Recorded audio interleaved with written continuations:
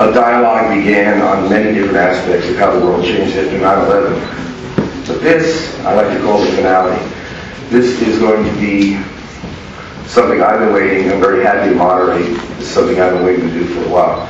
So I'm going to read my little prepared speech off the teleprompter. Don't laugh. I'll try not to act like Rod. Try not to act too much like Rod Serling when I read it. And then we're going to bring our panelists up. Tell you a couple little stories of how we try to use our relationships in the progressive media to try to get people to challenge this. That's going to come out in the story also. Once again, it's disappointing that as I tell the story, hopefully we'll see how it works. Are we ready, Peter? Begin the teleprompter. Greetings and salutations. I'm Lenny Charles, and welcome to our final panel here. How the world changed after 9/11. Brought to you by INN World Report, creators of the INN World Report Evening News and INN Radio.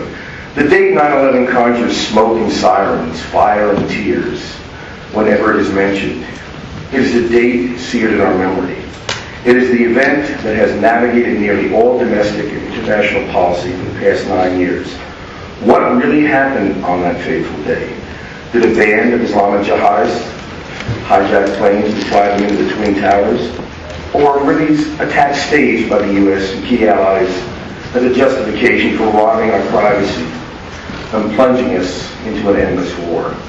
When we see the collapse, do we see planes causing an ordinary building collapse, as we were told by the networks? Or do we see nano-thermite-laden dust floating to the ground after doing its dirty work? Reports have emerged in accredited journals from scientists presenting evidence which contradicts the official version of 9/11. Quasi-journalists, and you guys know who you are, spent a lot of time attacking the messenger and never hearing the message. In this panel, we'll take a critical but fair look at the government science and that of the independent professionals who join us. Somebody's lying here, and we're going to find out who. In the following panel, The Science of 9/11 Myths and Miracles, we reached out to those who had less than kind words for the work of this panel and others like me. We asked them to participate in debate. Sadly, there were no takers. I'll be your moderator for this final panel. First, I'll introduce our panelists. Crockett Grabbe, physicist.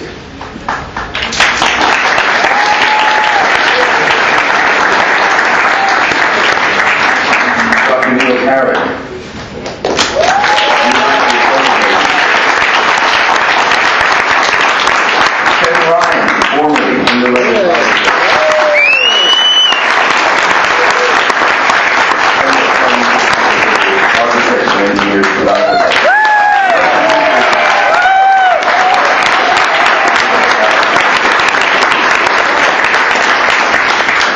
Our first panelist tonight is, well, actually, before I get into that, I want to tell you a very quick story. It's an important story.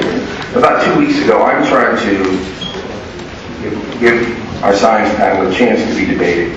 So I sent out very nice personal letters to a list of people that David Griffin had come forth and said, these people haven't been, they used shoddy journalism to attack the message, the science message, and the research and all the work that's been done. So we sent out very personal, very nice letters inviting them, offering them plane tickets and hotel rooms, and would you please come and debate our science panel? We went out to Alexander Coburn, we went out to David Corn, we went out to Jeremy Scahill, we went out to Chip Berlet, we went out to physicist Keith Seffen from Oxford University. And we said, look, all we want is a dialogue. We don't want you to believe anything you don't want to believe. We just like to encourage a dialogue. Let's put this out in the open. And if you're right, I think everyone here is going to hear you. But you also have to have an open mind. Out of all of them, only one or two responded. One was a polite response saying, I wish you well and good luck. And the other was, I'm not going down this dark hole again. Forget it. So it was interesting to see that dialogue and debate are almost impossible on this subject. That it's been, at least in the world of progressive journalism, it's been put in the past with the Chomsky-esque wave in a hand. We have bigger problems. Well, when I see a bigger problem than this, I'll let you know about it in the news. INN World Report, one of the reasons they're no longer in Free Speech TV is We were called a conspiracy show. And they allowed us to be right next to an incredible journalist, Amy Goodman. And we should have been honored, and we should have taken that more seriously. When I was done laughing, I told them we couldn't work for them any longer. They were also messing around with our time schedules, but there's some new management, and there may be a new day for broadcast television that at least is fair to information pertaining to 9/11 and helping to get a new investigation. Our first panelist is Crockett Grabbe, PhD, who has been a research scientist in the Department of Physics at the University of Iowa. In the 1980s, Crockett worked on the Star Wars program. He is the author of numerous scientific papers on astrophysics and plasma behavior. His investigation into the Twin Towers catastrophe has led him to contradict NIST Institute of Standards and Technology findings. Thank you, and here's Dr. Crockett Grabbe.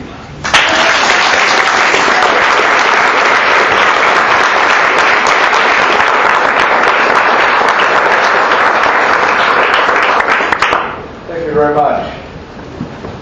What are the scientific facts and the scientific evidence of 9/11? Those are what we're all after, trying to find out those scientific facts. Did this take care of this? Okay. Well, let's look at the situation right after 9/11. This is in 9/11, about 5 that evening. Here's the World Trade Center. Looks like a war zone. A war zone. Everything is come down. There are these white dust clouds you see right here. There's a white dust cloud over here. There's a partial collapsibility. I can't quite see it from this view, but right here will be the shell that's left in the North Tower, and right here is the shell that's left of the shell that's left in the South Tower. Now, you notice you don't find any evidence of smoke or charring or ash right here. But we're looking at it quite far ways away, so let's go closer up. This is a more close-up view. Again, you see dust, and this upper one is greater dust. This is not smoke. There's no smoke, and if you look at it, you have all these insides of the buildings. They don't look like there's something from remnants of fires. Again, they look like they're damaged from something like a war zone. You might ask, well, is it hot? You better believe it's hot. It's hotter than you would imagine. This is satellite image taken of the thermal hotspots of that area on September 16, 2001. That's 5 days after 9/11. And the thermal hotspots show that in the yellow here, you get above 800 degrees Fahrenheit in large areas. And in some areas, you get this red here, which goes up to 1,000 degrees Fahrenheit. Now, if you look at this about a week later, September 23rd, well, all of this is going white. So has everything cooled off? Well, let's look at the rubble that was picked up in the microcosm. This is on September 25th. A crane picks up a lot of the rubble, and what it does is give off a glowing spectrum. A glowing spectrum. You can of metal and whatnot, and you can tell the temperature of that glowing spectrum. That temperature, the color shows, ranges anywhere from 845 degrees centigrade to 1,006 degrees centigrade. 1,006 degrees centigrade, so that's almost 2,000 degrees Fahrenheit. This could not be produced by fire. This is 11 days after 9/11. Now, the 2005 NIST report that was released, they gave you no information on how the buildings actually collapsed. They spent all the time trying to say how the fires could have brought it down. So let's see how they actually collapsed. This is before the collapse started. There are the two towers. You have the South Tower on the left. They're both on fire because of the flames. They've been going an hour or more. Then 4 seconds later, you suddenly have something start happening at South Tower. You have these squibs right here coming out. They're coming out horizontally. They're coming right through the walls. So something is pushing those at high speeds right through the walls right here. You also, you see, you have this gray stuff coming out above where the fires were. So I mean, but on the other end, you don't find any evidence of fire. This is all dust. Let's continue on this, and you have then, when the second half, you have a totally new situation where we're starting to get much more of this gray dust, and you have these new strips coming out. This is coming out at 90 miles per hour. How can fires bring something, take something like that at 90 miles an hour? And I'm sorry, I jumped on this. The fact is, when these new strips came up, basically all hell breaks loose because there is a break right here between the top and the bottom. And the top of it, you look at this top area, you see it's come down about 140 feet. It's come down 140 feet in about a second and a half. Ladies and gentlemen, gravity cannot bring things down that fast. 1.5 seconds, the most it can bring it down in free fall is 36 feet. This is a force at 4 or 5 times as great gravities. And what is this force? Well, if you look at it, this whole top is exploding from the is exploding from the inside. This force is driven by gradient and the pressure of the internal explosion at the building right here. It has nothing to do with gravity. This is another view of that same explosion from the north side. So over on the right here is the north tower. But you can see that you have these two dust slabs. You have the gray dust slab, all the dust, the stuff that was pulverized from the top. You have the white dust slab. That is stuff that was pulverized in an area that was untouched by fire. There are no fires down there. And notice, with that white stuff, you have all this material that's coming out. And it's coming out in almost a horizontal direction. It's coming down, partially horizontal, partially vertical. And this looks like it's going to fall on the ground. But it never falls on the ground. It completely disappears into the spray dust. Speak in the mic, please. If you could. I can help. Yes.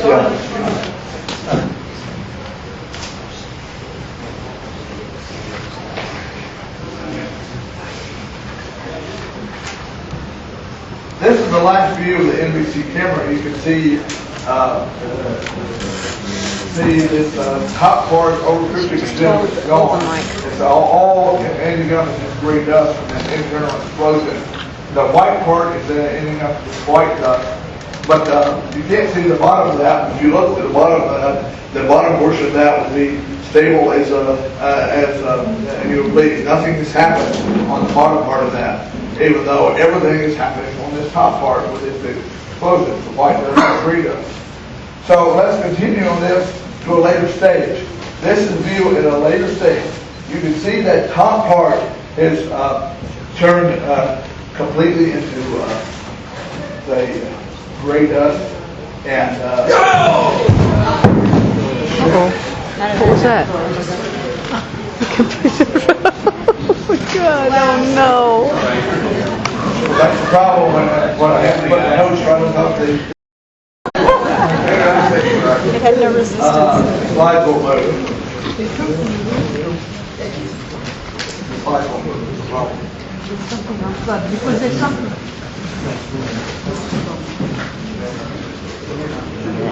There you go. Hey, Richard. All right, this was the one I was talking about. You can see down here there are What if he holds the mic? squibs coming out. These are coming out right in the center of the building. They're very explosive. They're sending material out right here. That is what is causing this bottom section to collapse.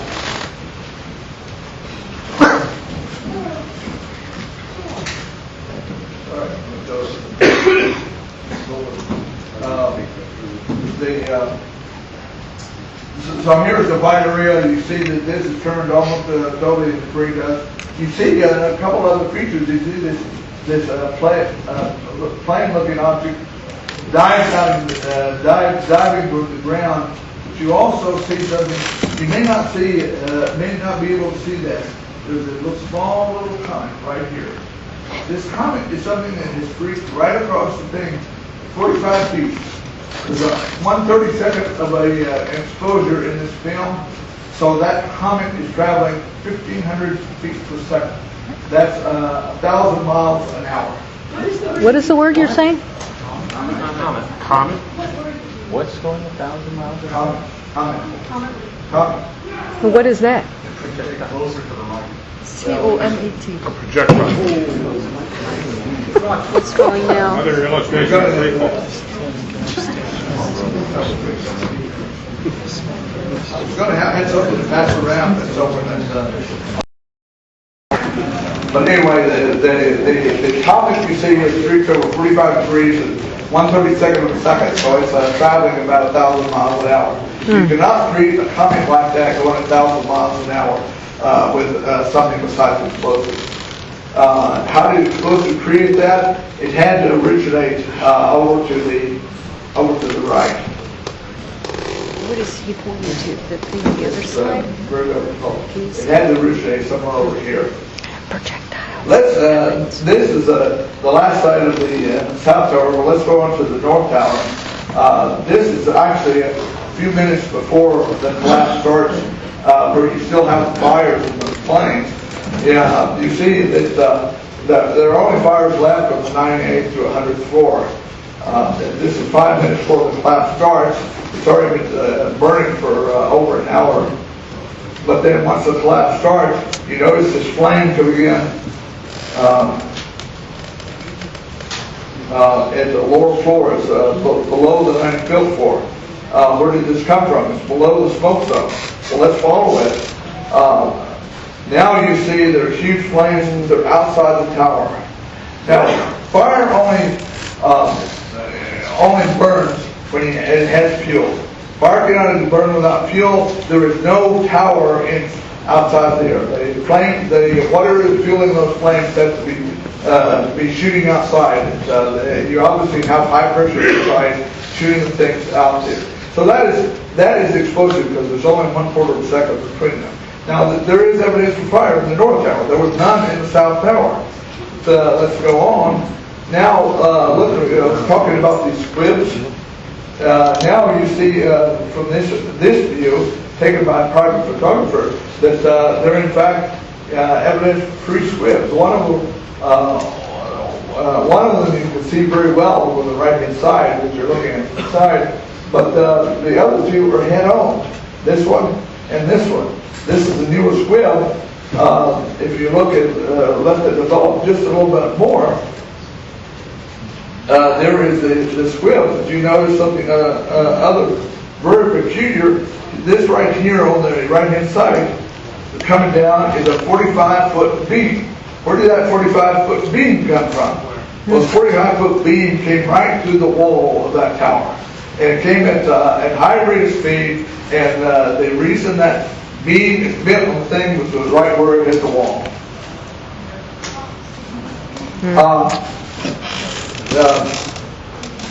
Notice a couple of other things on this. You have something coming out at a high rate of speed right to the side right here, and you have something coming out going up right here. Fires cannot produce that. You have to have the explosion to get that upward momentum. Now, what you saw coming down to the side over there was actually at 4,000 feet of the surface of the building. And that is a big piece of the surface of the building. There's something else coming down right here. But notice now these things that are going up, you have more stuff that is coming up. You see particularly, notice this ice cream cone. This ice cream cone is going to be in the next few slides. So here's the ice cream cone. You see that 4,000 piece part of the building going right behind another building. becoming harder to see, but you see there's a lot more material here. Well, let's get a close-up of this from another camera. There's another camera that 4,000 feet piece of the surface is going behind the building, but notice you can see several other pieces of the surface. Like here's a big piece right here, here's a little piece right here, there's a piece right down here, and there's a piece right over here. So you have all sorts of pieces going everywhere. You see you have big beams been pushed all the way to the side right there. It's going out 300 feet. Horizontal momentum. What created that horizontal momentum? You cannot create horizontal momentum with fire. And then you still have all this upper momentum of this cone coming up, the portion coming out. And another question is, where's the smoke? Where's the fire? There are no fires here. There might be some smoke from that earlier explosion we saw up in here right here. There's no fire and all of this material right here. So now let's go next to an aerial view. And this is a later view of that collapse. And it shows the whole collapse. You see the white clouds form the bottom of the 2/3 of the tower. And believe me, white clouds, the white dust clouds means everything, the concrete and everything has been turned into white. There's no fire. There have been no fires there. The upper part, the upper 2/3 is where the fire was. But this gray dust, and it's mostly going upward. It came upward with at a high rate of speed. And also had some temperature going. Now notice also that this dust part of this dust comes all the way up into the smoke rifle, way above the tower. That means it had to have been pushed up to get there, because dust doesn't normally go up; it settles in the air. But there was some momentum with this stuff, and it created this wonderful expose right here. So this takes care of the North Tower. Notice also one other thing that you have is the Building 7 right here. This is Building 7. You have the North Tower coming down. Building 7 looks pristine. Building 7, 7 hours later, it comes down. Why it came down is still a mystery, but it comes down at very fast speeds. It had to have been a lower explosion to bring it down. So let's look at the fall of that building. This one analysis, it came down in 6.5 seconds. Here's a timing that's been done for the fall of that building. And what happens for the first almost 3 seconds, it follows perfect free fall. Now, if something is in gravitational free fall, there is no way the gravitational energy can be used to do any work. There is no way the gravity could have caused the building to come down in the first place. Why did it go from a stationary state to a virtual free fall? It is impossible. It's impossible. The NIST 2008 report is impossible. It's a 19th century report on perpetual motion machines. It reminds me a little bit of Jerry Ford, who said that if Lincoln were alive today, he'd roll over in his grave.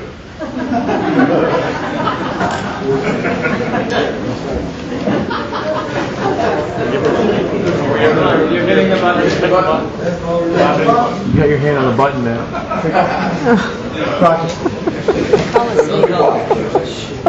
You just went backwards a bunch.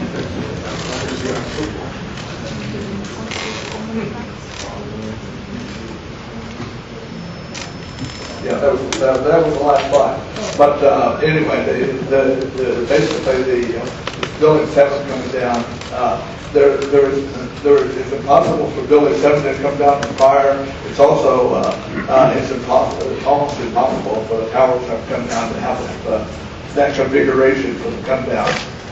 And I would like to quote, particularly from a chemist. The chemist's name was John C. Pagani. He was a chemist that received the Nobel Prize in 1986. But he said, there is nothing more irredeemably irrelevant than bad science. The government has produced 50 reports of irredeemably irrelevant material. Let's get the right scientific conclusions in and let the world know. Thank you.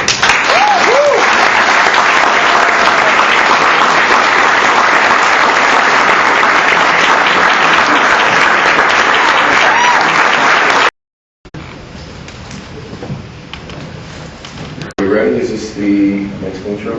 Start rolling on it. Much information surrounding the events of 9/11 remains shrouded in mystery. Fortunately, there sometimes arises a rare breed of individual who has insight into the truth, even if it is a small piece of it, and whose conscience will not allow him to keep quiet. Kevin Ryan is one such individual. A chemistry laboratory manager with over 20 years of experience, Ryan was an executive for Underwriters Laboratories, the company which certified the steel used in the Twin Towers. When he began to question the narrative that fuel fires caused the Twin Towers to collapse, Ryan publicly spoke out and was summarily fired from Underwriters Laboratories for contradicting the official 9/11 narrative and for exposing UL's role in covering up the truth. Kevin, come on up and tell us your story.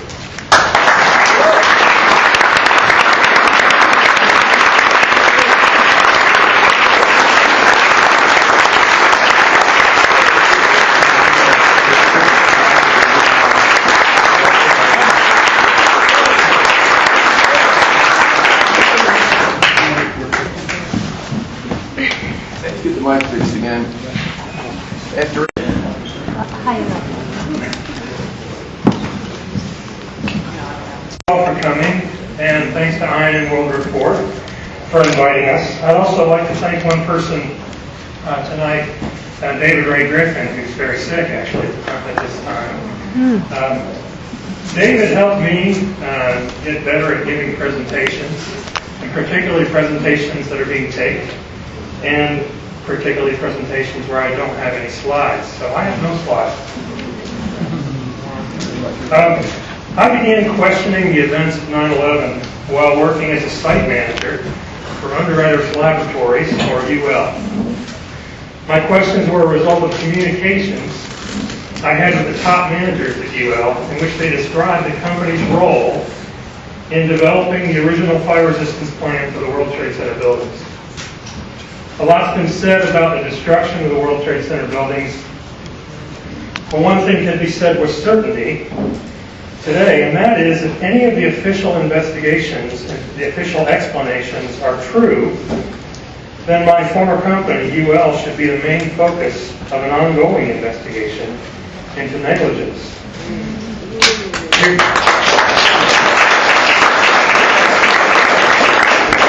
Here are some reasons why. For all three World Trade Center buildings that collapsed on 9/11, UL tested the steel components to ensure fire resistance. According to UL CEO, the company did this testing per the New York City Code, which ensured that the floor assemblies would withstand 2 hours of intense fire and that the column assemblies would withstand 3 hours of fire. On 9/11, one of the towers collapsed in less than 1 hour. UL also consulted for the Port Authority of New York and New Jersey on the fire resistance plan throughout the life of the buildings, including with regard to the pre-9/11 fireproofing upgrades that coincidentally matched up very well with the floors of impact and fire. Because of this thorough fire resistance plan, the tower's structural engineer, John Skilling, was able to consider airliner impacts and the resulting jet fuel fires in his design. In a 1993 interview with the Seattle Times, he assured the public that if an airliner was to hit one of the towers, people would die, but, quote, the building structure would still be there.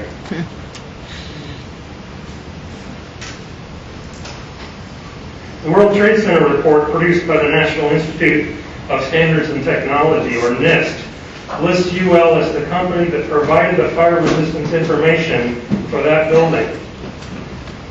In a glaring conflict of interest, UL was paid to participate in the NIST World Trade Center investigation. and helped to create the final fire-based explanation, but was not held accountable for the fact that that explanation was based on a series of fire resistance failures. Because I've spent 7 years following the official World Trade Center investigations very closely, I'd like to make a few comments about those investigations. Many of the people and companies that were involved should have raised suspicions from the beginning. The contractors and specialists that NIST used, like UL, were dependent on good government relationships or on the political story itself for their livelihood. An example was Science Applications International, or SAIC, led by Dick Cheney's former assistant, Dwayne Andrews. At the time, SAIC received more government contracts than any other company, and it played an integral role in the NIST investigation, as well as in the previous investigation into the 1993 World Trade Center bombing. SAIC also provided the intelligence behind the capture of Khalid Sheikh Mohammed, the 9/11 mastermind. NIST was led by people who were appointed by George W. Bush, including the directors of NIST and their boss, Bush's longtime oil industry buddy and cabinet member, Secretary of Commerce Donald Evans. Many of the official investigators were specialists in explosives. As you heard the debate this week on the radio between Mike Berger of 911truth.org and Gene Corley, who's a character who's been involved in pretty much all of the official investigations. Gene Corley admitted that he, among the others, was an explosives expert. But the odd thing about that was that the World Trade Center explanations they provided never had anything to do with explosives. What's more, many of the NIST investigators were experts in the high-tech incendiary explosive called nano-thermite, which has been found in the World Trade Center dust. Although the official story changed dramatically over the years, the experts behind those stories were largely the same, whether it be for the FEMA report, Larry Silverstein's insurance claim report, the NIST report, or the Popular Mechanics book. For the towers, they gave us the pancake theory, which was about floor failure only. And then they gave us a theory based on column failure only. That was the insurance claim report. And then a core column shortening theory, and then this floor sagging, which pulled in external columns inward. That's the final story. It actually continues to change every time NIST is asked about it. For Building 7, those experts said it was diesel fires at first that caused the near free fall collapse. And then they said it was damage from the debris falling from the North Tower. And then they scrapped all of that in their final report and said it was only an office fire.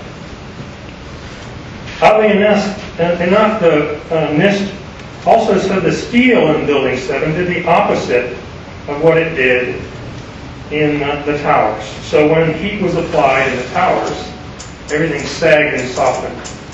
When heat was applied to the steel in Building 7, the steel became rigid and it expanded linearly, breaking all the shear studs on the floor. Quite the opposite. Right?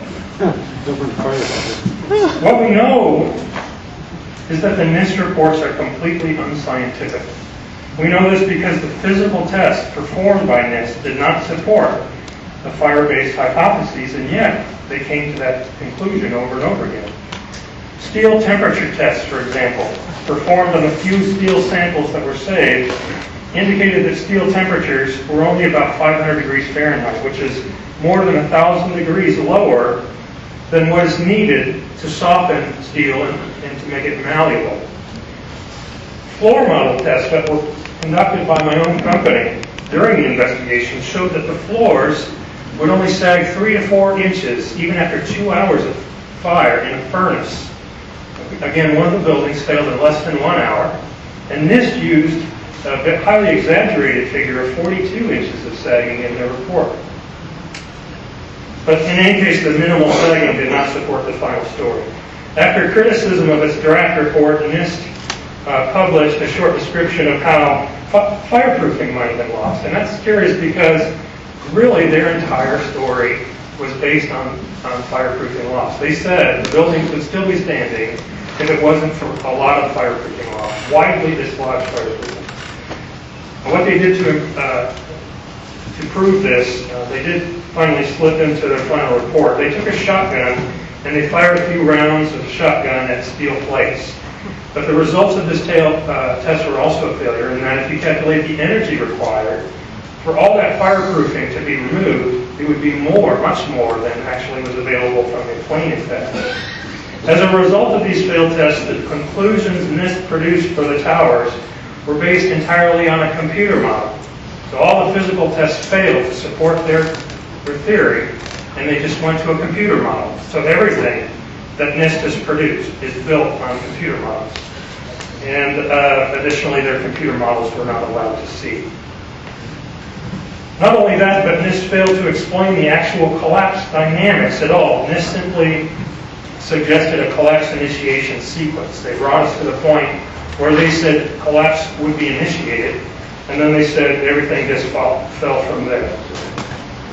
But, one thing is a problem with not seeing the computer models, because science requires transparency.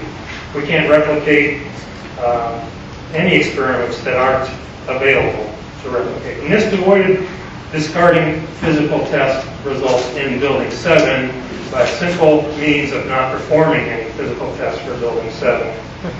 And again, their final report is based entirely on a computer model. So there's several things to remember about the official explanations for the World Trade Center. First, the 3 buildings were destroyed on 9/11 were designed and built using fire resistance plans that were thorough and continually updated. And the buildings were designed, the towers were designed to withstand airliner impact. Unfortunately, the company that provided the scientific data for the fire resistance plans, Underwriters Laboratories, has become mute on the subject, despite being paid for participating in the production of the official fire-based explanations. Secondly, the people and companies involved in producing the ever-changing theories of the World Trade Center destruction were explosive experts who changed their story repeatedly, but for whatever reason, never considered the use of explosives. These people worked diligently for many years to establish a non-explosive theory for destruction of all 3 buildings, but NIST has admitted that it did not test for explosives, despite the requirement in the national standard for fire investigation to test for explosives. Finally, the official theories given for destruction of the buildings were based on work that was completely unscientific, and that those theories contradict the physical tests performed and are based on computer models that cannot be replicated or falsified. So those are important principles in science. We have to be able to replicate. We have to have something that can be tested or falsified. For these reasons, we know that the official fire-based theories for the World Trade Center are completely false. The official explanations are completely false and unscientific.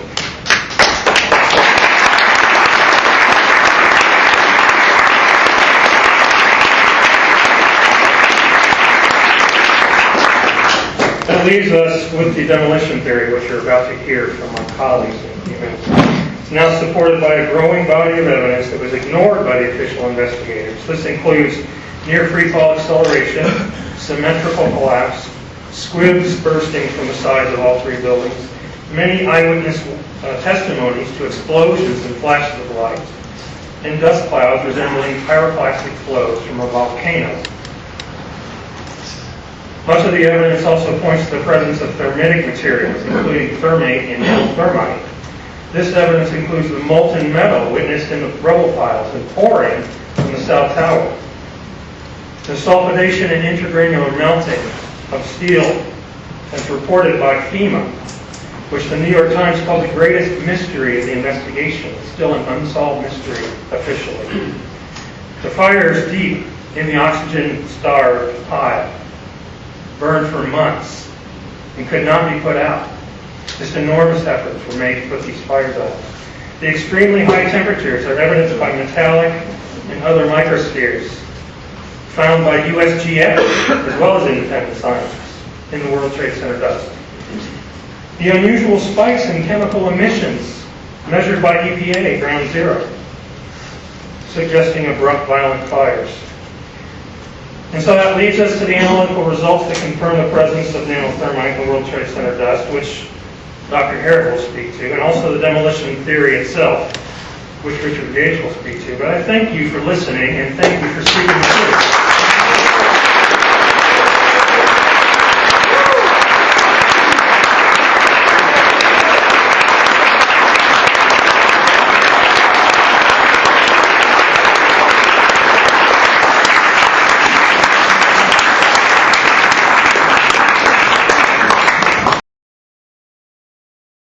A lot of interesting questions after this. I'm sure. Yes. A bunch of you prepared. I know a lot of you asked questions. I have to tell you, I invited several local architects who are friends of mine, and the architect is working in the building here with the renovations to come. And we'll talk more about this later. Anyway, another professional who has questioned the official version of the Twin Towers collapse is San Francisco. Well, let me do that again, please. It's for television. It's going to be fine. Take a breath. It's been a long 2 days. Great, learn English. Okay. Another professional who has questioned the official version of the Twin Towers collapse is San Francisco architect Richard Gage, AIA. Richard has over 20 years experience and is a member of the American Institute of Architecture. He has designed high-rise steel buildings. In 2006, Richard Gage founded Architects and Engineers for 9/11 Truth. The group is now 1,500 strong and is calling for an independent investigation of 9/11, particularly whether explosives might have been the actual cause of the collapse of the towers on October 7th. Gage has presented his multimedia talk, 9/11 Blueprint for Truth, the architecture of destruction at dozens of conferences in 14 countries to tens of thousands of thirsty ears. Richard Gage, come on out.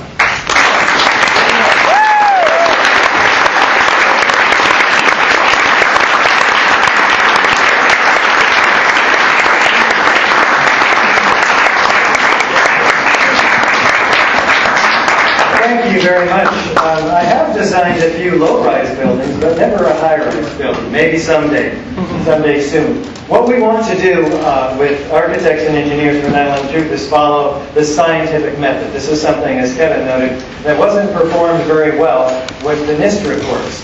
So we're going to try and do that today. What we do is we formulate a question. How did the Twin Towers come down? We perform research and we make observations. We construct our hypothesis, our best guess, and we make predictions based on that hypothesis, and we test that hypothesis with experiments. Analyzing the results, we draw conclusions. Now, the hypothesis is either corroborated by the experiments and the data, or it's not. If it is, we report those results in an open, transparent manner, so the body of knowledge can be built on by other researchers following that. And it's very important that we share that openly. And as Kevin noted, there was anything but openness in the NIST reports and the computer models and so forth. These remain to be provided to us through FOIA requests, and we're not expecting them anytime soon. Now, if the hypothesis is not corroborated, what do? We go back, we come up with a new hypothesis that might match the data, the experimentation, and so forth. So let's go apply the scientific method to both of these hypotheses, fire-induced collapse hypothesis and the controlled demolition hypothesis. Let's begin.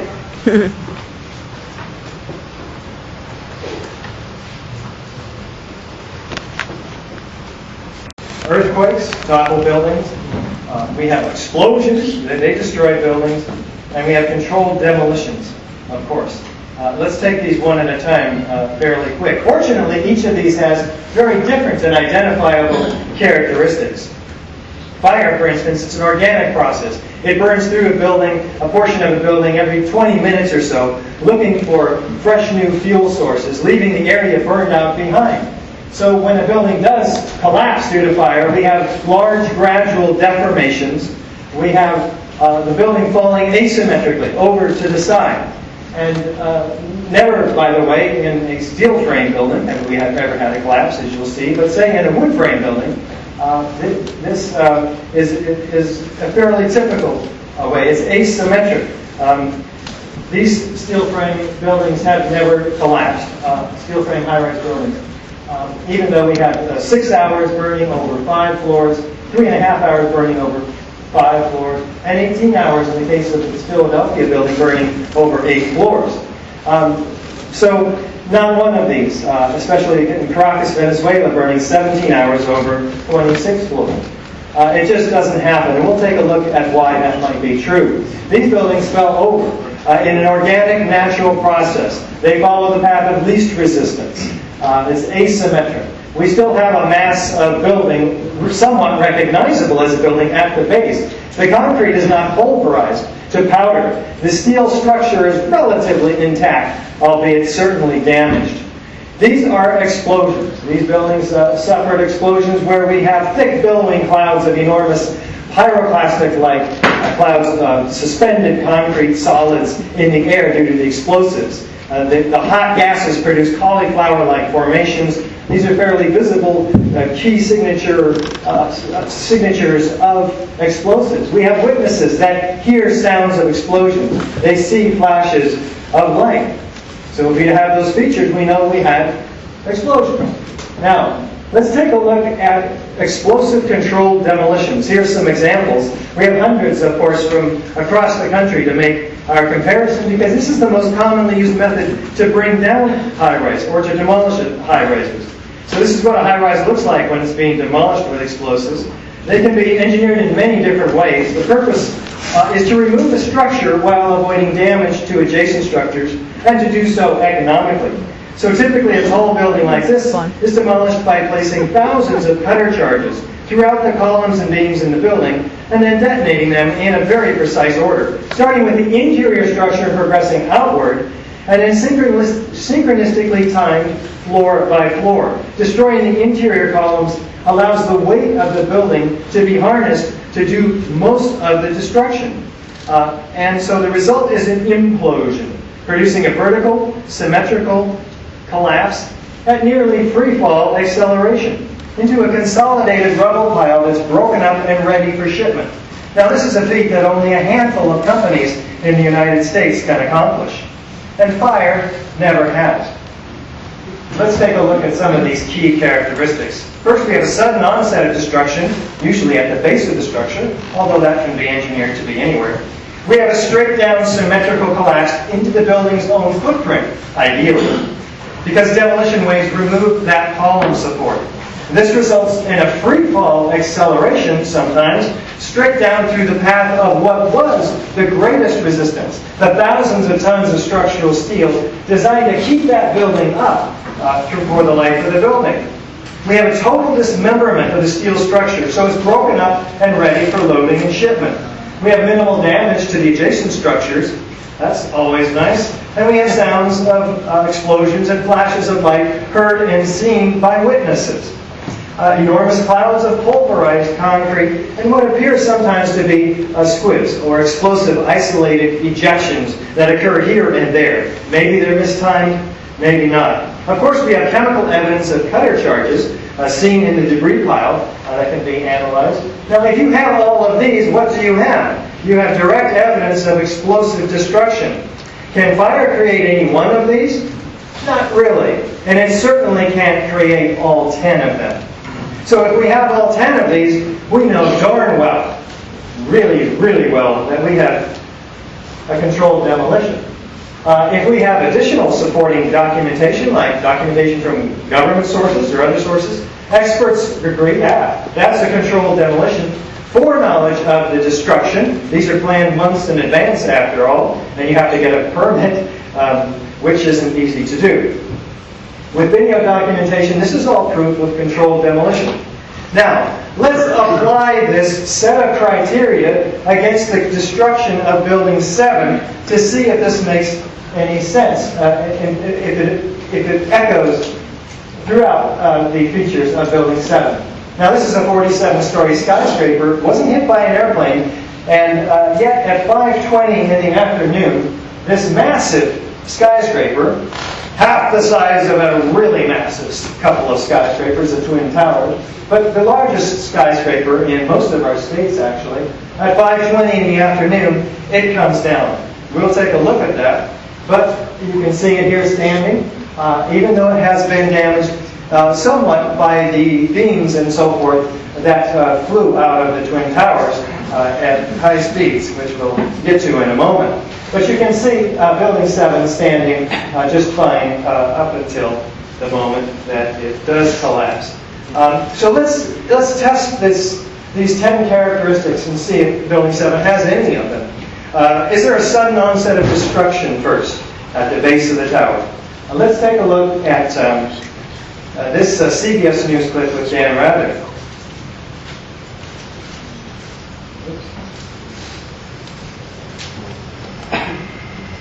What you're seeing are high shots.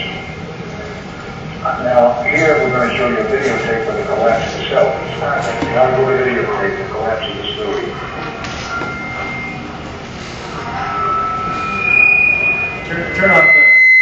Turn off the lab, and I'll put it up for the other one.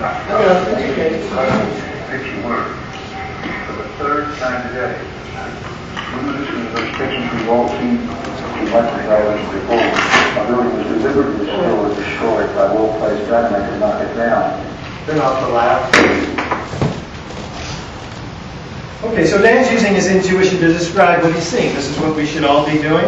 I wish I were doing that relative to these towers' destruction on 9/11 instead of 4 years later. It's quite an embarrassing situation for me personally as an architect, and many architects, of course, who come around and see what's going on here after they've been guided to be deprogrammed, really is what's necessary. We'll get to that in just a moment. But Dan's saying, yeah, deliberately destroyed by well-placed dynamite. Well, let's go on and see how that holds up. Do we have a straight-down symmetrical collapse into the building's own footprint? Let's take a look from West Street.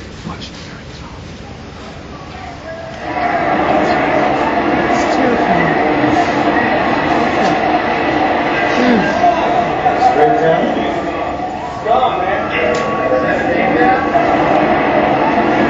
Symmetrical. Classic. Let's bring it back up. Penthouse drops a second before, indicating core column damage.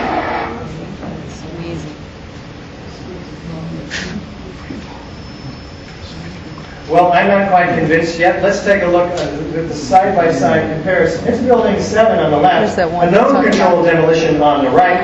And is there any similarity? Is there enough similarity to warrant a look into the hypothesis of explosive controlled demolition? Yes. Especially given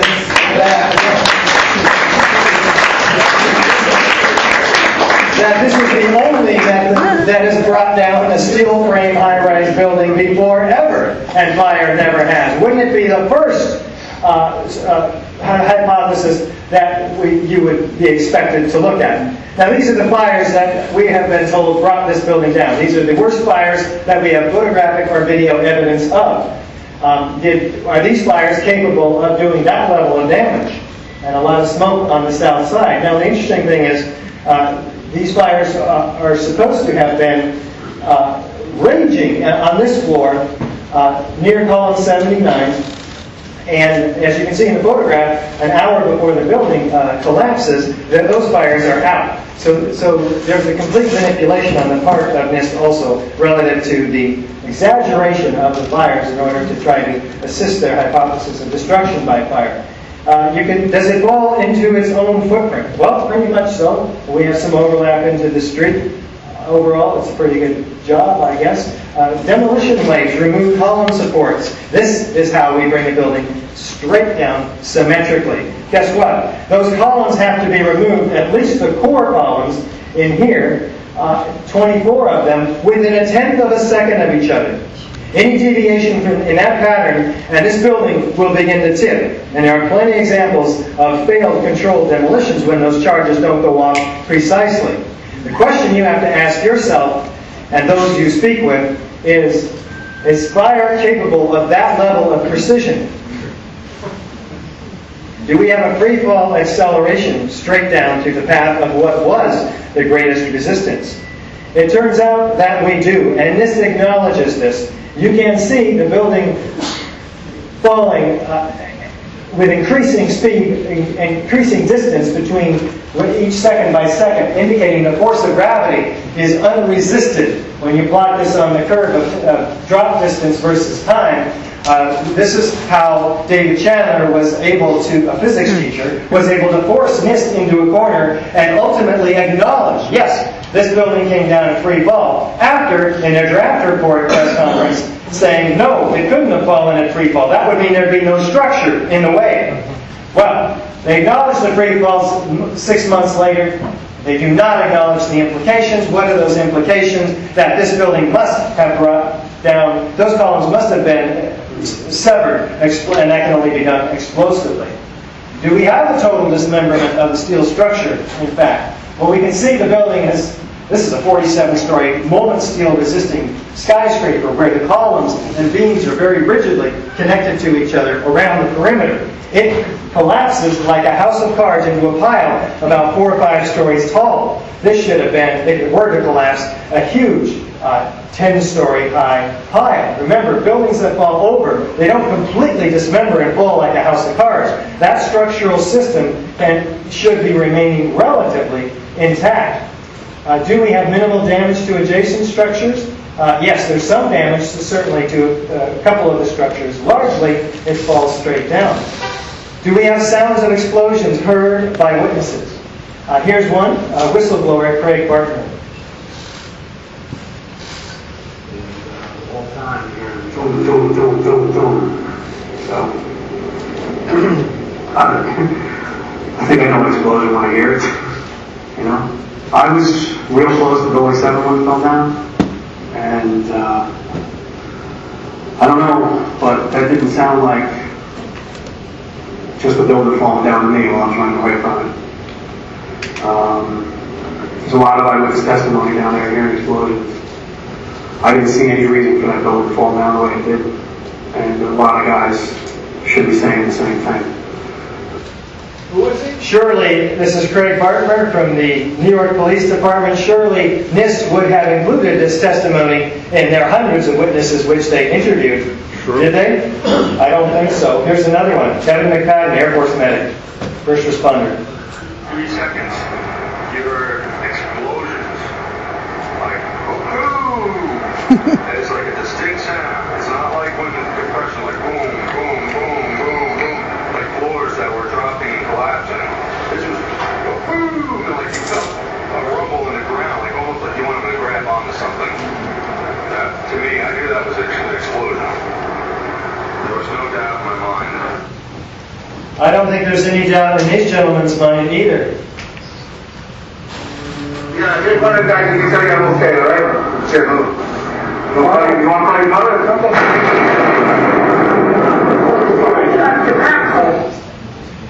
None of these explosions are a part of the official story, and you'll hear dozens and dozens and dozens of them on our DVD, 9/11 Blueprint for Truth, which we are giving you just a summary version of today.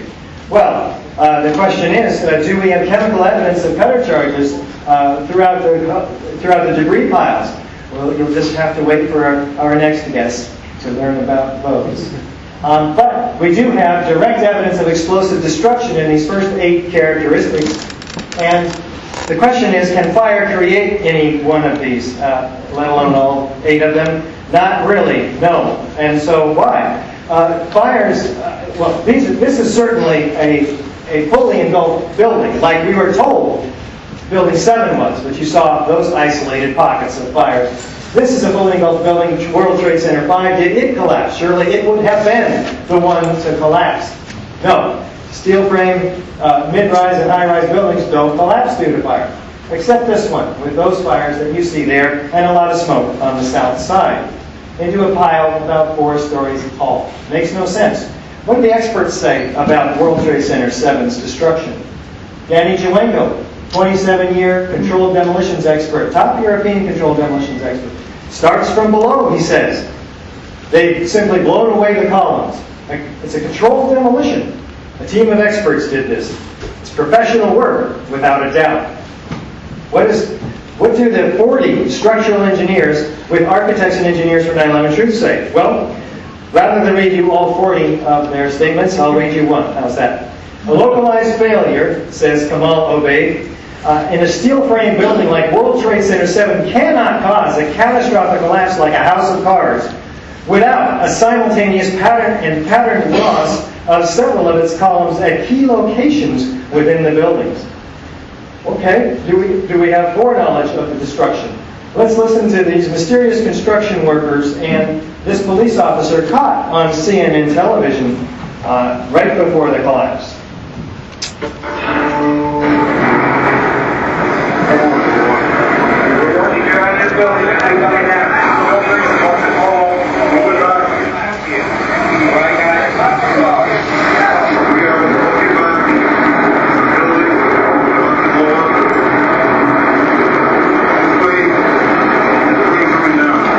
So there's another explosion we heard immediately, and then they're telling us the building's going to blow up.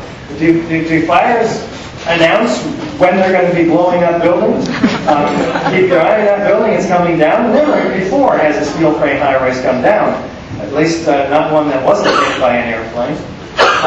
So firemen go up these buildings all the time, but they were asked to not go and fight this fire. There are several reasons and controversy surrounding that. We won't get into that. But before Kevin McPadden heard those explosions, what happened? He was pulled back to the line that they had everybody back something like 3, 4, 5 blocks. And he's watching a Red Cross worker with the radio in his hand, and this is what he's hearing. At the last few seconds, he took his hands off. We heard 3, 2, 1. Do fires bring buildings down to countdowns? Well, we believe that this is evidence of explosive destruction for World Trade Center 7, fire not being able to create any one of these, and with additional corroborating evidence, about 3 times of which you'll be able to see on our DVD, 9/11 Blueprint for Truth. We believe this is all explosive proof of controlled demolition, proof beyond a reasonable doubt. This is the reason we put the third beam into the sky on 9/11 at 9:11 p.m. It represents the still officially unexplained free-fall destruction of Building 7, which is the key to justice for the victims of the Twin Towers. So we hope we've raised some awareness.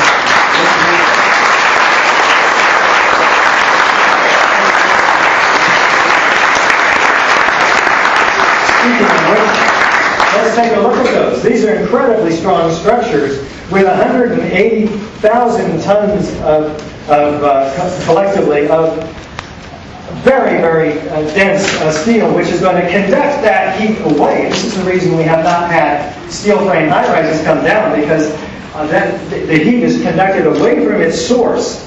So it never can get to the 1200 degree Fahrenheit critical half-strength temperature of steel. These steel sections are almost completely solid at the base, 52 inches by 22 inches, thinning up to the top, where the lightest portion is only 1/4 inch thick, maybe 3/8 at the very top. So keep that in mind. This at the very top, which is the portion we were told destroyed the rest, it's like a Volkswagen running into a Mack truck. It is not going to do well. And not without help, anyway. We'll see what that help looks like. Look at this massive structure. It is mostly steel framing on the exterior. It's 20 times stronger than it needs to be due to the requirement of the requirement of resisting lateral forces, 140-mile-an-hour hurricanes and so forth. So let's take a look and see if there are any features in the Twin Towers that are evocative in this matrix of explosive controlled demolition. Beginning with, is there a sudden onset of destruction? And where would that occur? Well, in a deceptive controlled demolition, we would expect that to be where the airplanes went in, because we're blaming the destruction of this building, not we, they are blaming the destruction of this building, NIST, on the jet plane impacts and resulting fires.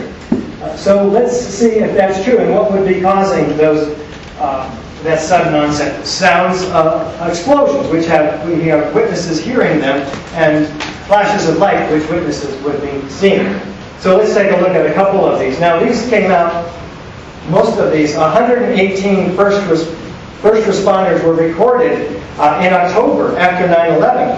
And we didn't know about this until August 2005 because the city of New York kept this information sequestered. They would not release it until forced to do so by the courts. Fortunately, we have that information now, and Graham McQueen has gone through it rigorously and found these 118 quotes. I'm going to read to you every one of them. It shook my bones. Shortly before the first tower came down, I remember feeling the ground shaking. I heard a terrible noise, and then debris just started flying everywhere. It's always the same thing. They hear these sounds. They see this debris coming up, and then the building's coming down. Listen for this sequence. It's not the building coming down and then creating this other phenomenon. Somewhere around the middle of the World Trade Center, there was this orange and red flash coming out. Initially, just one flash. Then this flash just kept popping all the way around the building, and the building started to explode. It seemed like on television when they blow up these buildings, it seemed like it was going all the way around, like a belt. All these explosions, all the way around. Remember, asymmetrical processes like fire don't cause symmetrical processes like belts going all the way around. Let's see what they're talking about. Here's building number 2, World Trade Center 2 on the right, and node-controlled demolition on the left. Is there any similarity that might warrant an investigation into the possible use of explosives?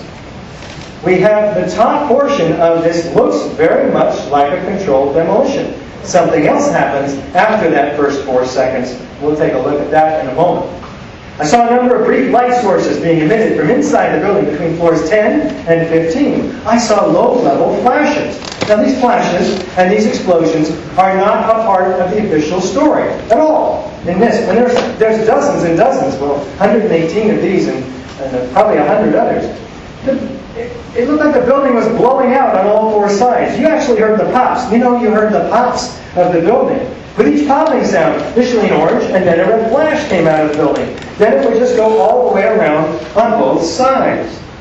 Well, let's take a look at the south tower, see if there's any relationship between a node-controlled demolition, which we're looking at on the left, and the south tower on the right.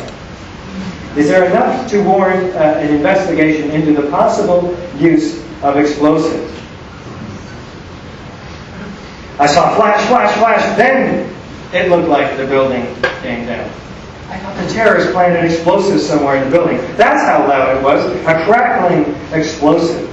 Another loud boom at the upper floors, and then a series of smaller explosions, which appeared to go completely around the building at the upper floors. Before it came down, World Trade Center 2, I saw low-level flashes. What did these guys experience?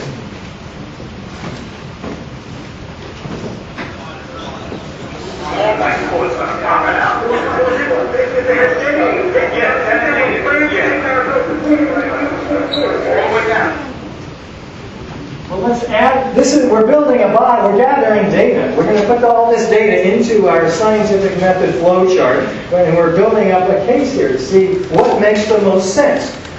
Destruction by fire or destruction with explosives. Let's take a look now and compare the building, the World Trade Center 1 on the left side, and see if there's any relationship to known explosions, the volcanic eruption in the Tongan Sea in February of 2009 in one case. What are we looking at? Upward, outward, arching streamers. Almost a geometry of fireworks, thick, billowing, pyroclastic-like clouds. After seeing this, can you even force your mind to think that this might be some sort of gravitational collapse of the upper section pushing down the lower section? We'll get to that in a moment. We'll get to it right here. Watch what happens in the upper 12 stories of this building as it descends. What we're going to see is that there is no movement from here down at all until now. In other words, that top portion is destroying itself in the first 4 seconds. You'll see belts of explosions like the fireman described here and up here. Let's take a closer look. We'll stop and start this one. Like the fireman said, belts of explosions right there, and then you'll see the upper portion being destroyed. How can it drive the rest of the building down? We'll get to that in a moment. But first, look at the massive degree of explosions underneath that crush zone, we're told it is. Let's call it a demolition zone from now on.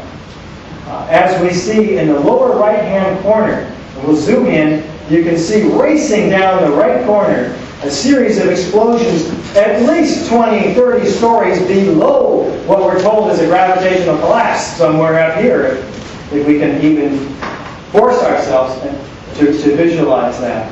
Right in here, these violent explosions, which we call squids. Do we have a straight down symmetrical progression outside the footprint? Well, this building is 207 feet wide, and yet the debris pile is 1,200 to 1,400 feet wide. Most of that debris lands well outside the footprint of the building and well outside the footprint of ground zero. It's a very explosive event. Compare that to the implosive event of World Trade Center 7. So we don't say building number 1 and 2, these high-rises came straight down into their own footprints. They did not. They came outside their footprints in an incredible mushrooming explosive event, more like a volcano. Do we have these explosive cutter charges? Well, it turns out that they're coming out of the building at 160 to 200 feet per second. These are not puffs of air like we're told by NIST. These are pulverized building materials. You can see the solids. And they're occurring 20, 40, even 60 stories down below the demolition zone. How can that elevate, how can that section above that's pushing down the rest of the building and creating this giant piston, pushing that air out, how can that happen 20, 40, 60 stories down below? How can it be so precise? If that were the case, say in this room, that air is coming down from the, sorry, pointing the laser right in your eye. The air is being pushed down, it's going to fill this room and equalize pressure fairly uniformly, right, in this large open office space. But then if it's going to blow out one window, it's going to blow out all of them, therefore, or none of them. Not these highly focalized, geometrically precise, violent ejections that we see occurring all throughout this building. How fast is the building coming down? Physics teacher David Chandler documents this quite well at about 2/3 of free fall acceleration. What does that mean? That means it's going faster and faster and faster, straight down through the path of greatest resistance, the 80,000 tons of structural steel in this building.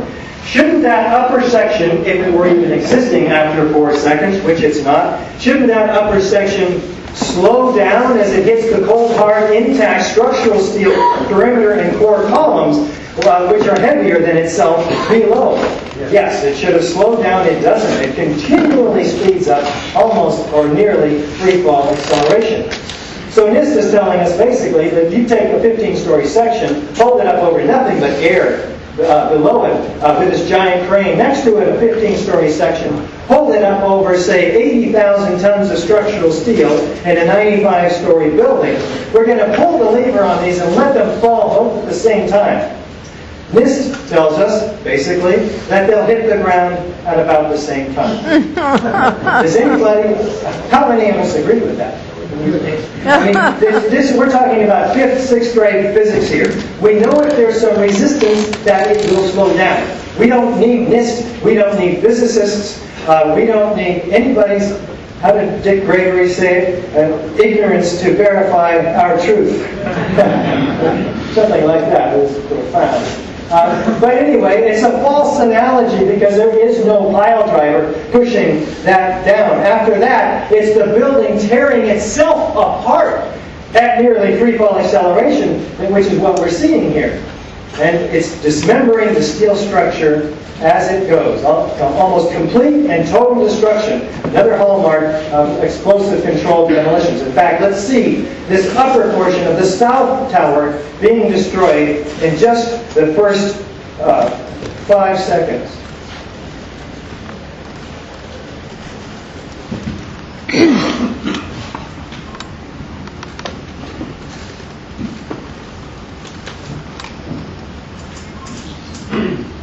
That one doesn't want to play. What we see, interestingly enough, is this upper section falling off of its axis at 22 degrees, and then it begins to disintegrate into this cloud that you see here. It just drops straight in the clouds. We would expect it to continue its angular momentum, fall in some mass at the bottom of the pile, and yet that's not what it does. Now, how can it be off-center 22 degrees, continuing angular momentum, and we have asymmetrical damage from the airplanes, asymmetrical damage from the fires, and yet, what do we see from below? Oh. Well, what you would see, were it to play for us, is complete symmetry, just like the first responders talked about. Bands of explosions traveling at two-thirds of free-fall acceleration straight down the perimeter of the building. That fast, symmetrical. It makes no sense. It's complete disconnect, non sequitur. And that pile, that debris is completely broken up, ready for loading and shipment, well outside the perimeter of each of the north and south tower. 98% of the material lands outside. This is a gravitational collapse. What direction does gravity drop for us? Let's see. Oh, it goes down. You see 110 floors stacked up somewhere in a non-neat pile down at the bottom. Those floors are composed of 4 and 5 inch thick concrete, reinforced in the core. And those are poured over metal decking, 22 gauge metal decking. There's 220 acres of metal decking and floors and 10,000 trusses which were supporting them that are largely missing from the debris pile. Where are they? Let's see. They're not down here. This is a 2-story pile of debris, and we don't see any floors. Here's a pancake and collapse. We're looking for pancakes. We don't see them. Where are the floors? In fact, we have enormous clouds of pulverized concrete in mid-air. That concrete, 90,000 tons of it, is being pulverized to 100-micron powder, largely. There are very, very few macroscopic chunks of concrete found at the base of either tower. It's been pulverized into these clouds. And so where do they go? All over lower Manhattan, laying a blanket 4 to 12 inches thick. And we're going to take a look and see what might be inside, or what are the mysteries that are held in this. But we know that the powdered concrete comprises 30% of most of these samples. So we know it's concrete. We also know that they documented its particle size at 100 microns. And now for the guest of honor. Thank you very much. You're welcome.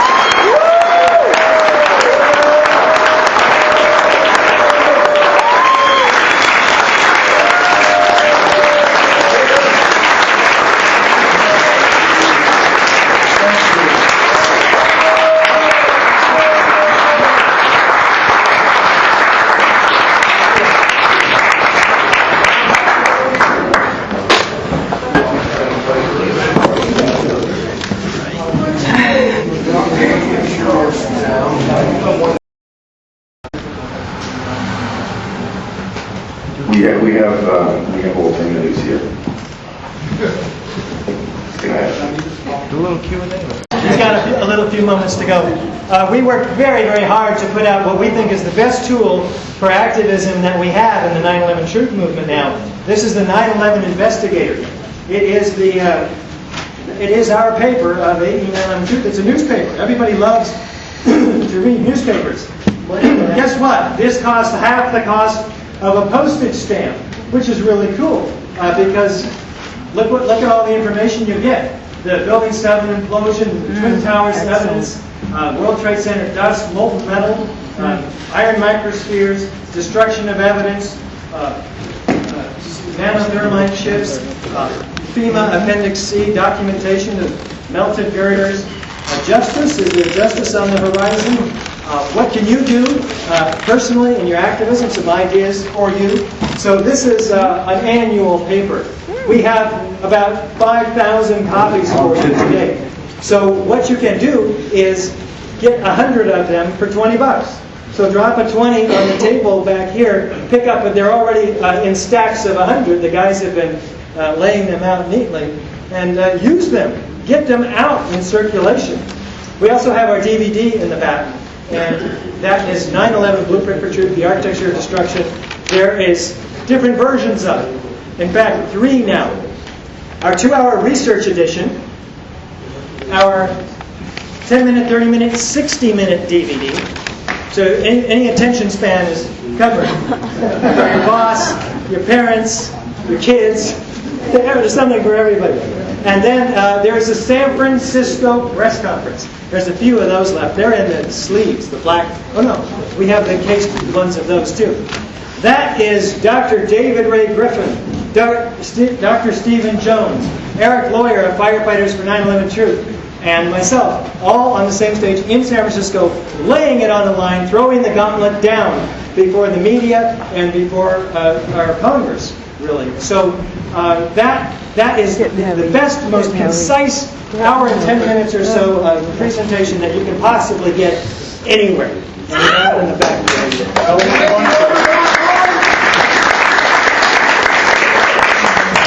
Can we order them online? Yes. If they're not here, if they run out today before you get there, don't you like that, sir? You can certainly order them online at ae911truth.org. Let's use the mic. ae911truth.org. The mic is on. You want to use the mic there, Richard? You want that? Oh, this mic. Yeah. He's doing so well. Are there any questions about the... Are you ready? Are you done? No, I'm never done.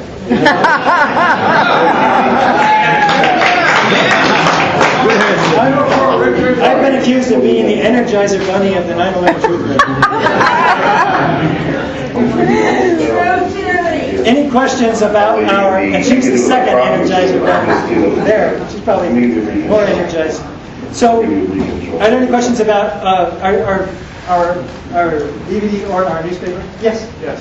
Let everybody know that you used money and what money for and how. Oh, thank you. We're getting rich off the 9/11 truth. Just so you know, I mean, some people don't know this. I used to make good money. I don't do that anymore. And I work twice as hard as I ever did, and I worked hard before. And so I'm renting a bedroom in somebody else's house. Okay? This is like where my life is. I don't have a wife. I don't have a house. I still have a car. So this isn't a sad story, but because I'm happier than I've ever been in my life.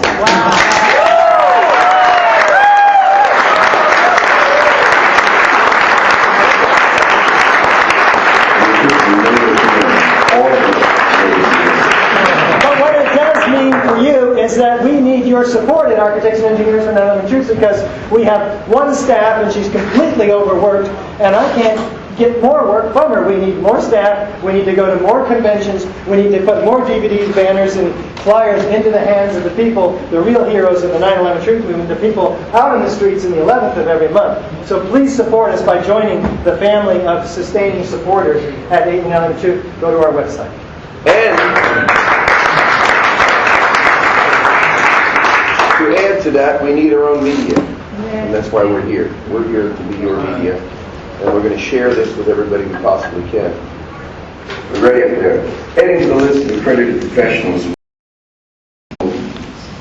about 9/11 is Dr. Niels Harrit, who teaches organic chemistry, photochemistry, and photophysics at the University of Copenhagen and Contour, and is the co-author of Active Thermatic Material Discovered in the Dust from the 9/11 World Trade Center catastrophe. This study is a study which contradicts the 9/11 Commission report. Since the release of active thermatic material, Dr. Harrit has lectured around the world to receptive audiences and given some interviews to not so receptive media outlets. This is Dr. Harrit's first U.S. appearance since publishing that paper. I'll let you on a warm welcome.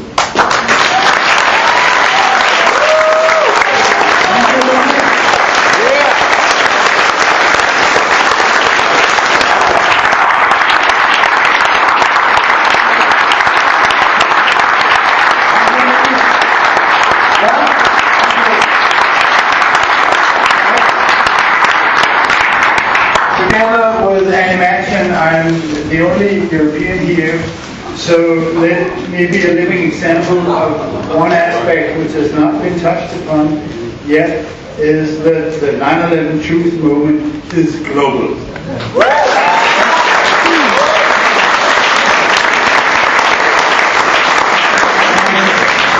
And I'm gonna entertain you. I've been assigned to entertain you about thermite in general and nano-thermite in particular. And so let's start with hopefully a little observation, something coming out of the South Tower from the 82nd floor in the minutes before it collapsed.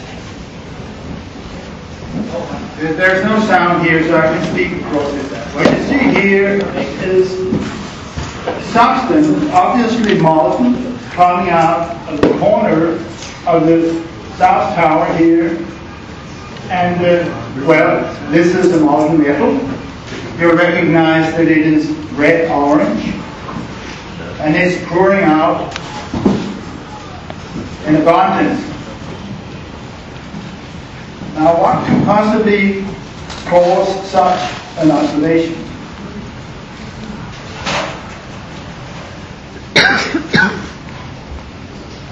This is not usual. It's red metal. It's not copper. It's not gold. And it is not aluminum. Molten aluminum is white. And molten aluminum melts at 660 degrees centigrade. I'm sorry, I operate in centigrade. And this picture actually is from the NIST report, and even NIST recognized that this substance has an orange glow. Now, there's only one metal which can account for this observation, and this is molten iron. And you could never, in an ordinary office fire, reach temperatures able to melt iron. You know also from experience, your pan doesn't melt when you are making meatballs on the stove, on the gas stove, and it's exactly the same here. No way you can melt iron in an ordinary office fire. And there is actually only one chemical reaction which can account for this observation, and this is called thermite. In the European languages, it's the same word as termite, but we are not dealing with the 6-legged African insect here. We're dealing with a mixture. I have to show you a little bit chemistry, and so for those who skipped the chemistry classes, there's really a chance to make up. It won't hurt, don't worry. So what you see here actually is a chemical reaction stream exemplifying the thermite reaction. It's a mixture of two powders, finely divided aluminum and finely divided iron oxide, also known as rust. These two powders are mixed, finely divided wood, and if you can get them to react, it's not so easy. I've made several thermites myself, and if you can get them going, the reaction is very, very violent. This was discovered by a German chemist called Hans Goldschmidt many years ago, 1893, and the reaction not only develops a tremendous heat, but it also produced elemental iron.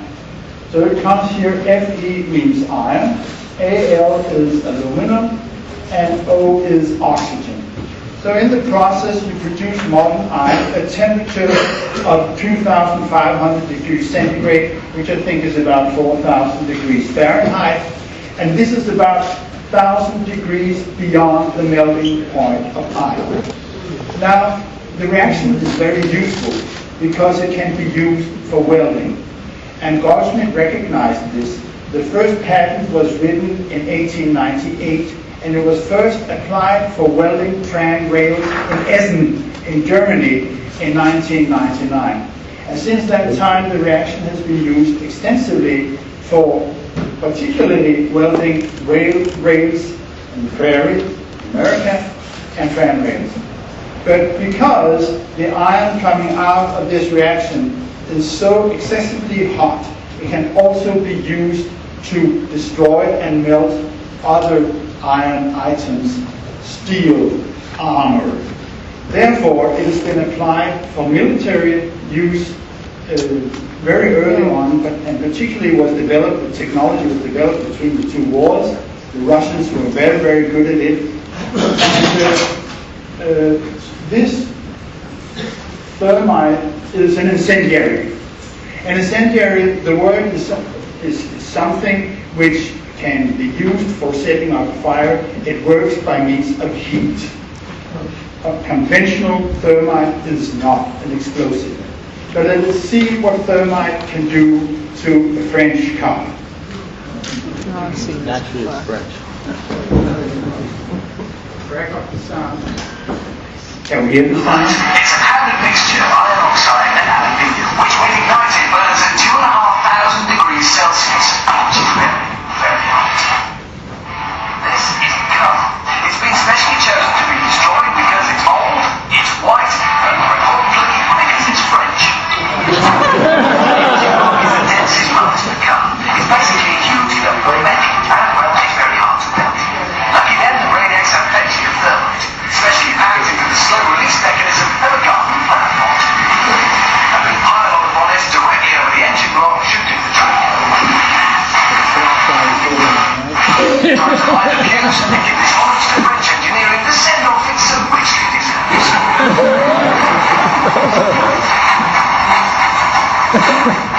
The irreversible thermite reaction begins. Now you should notice what happens below the car.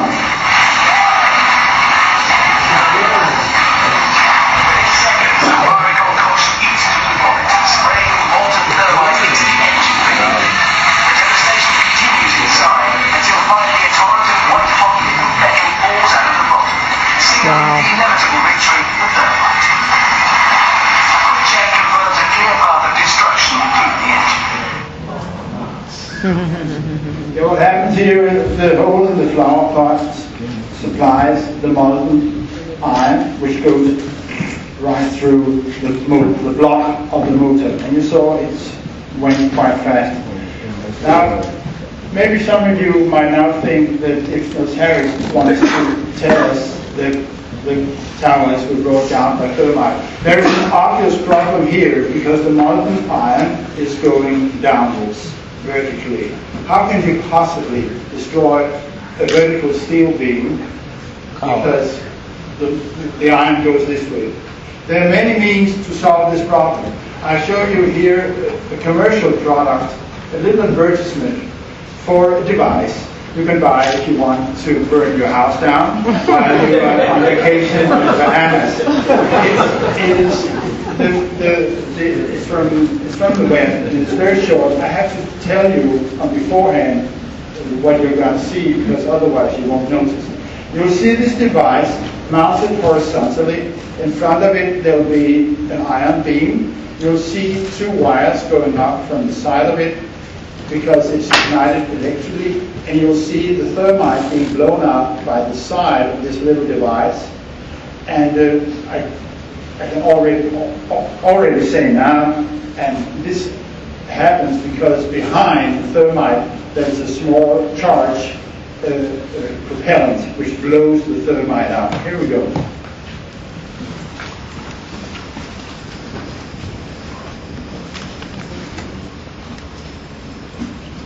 We did not.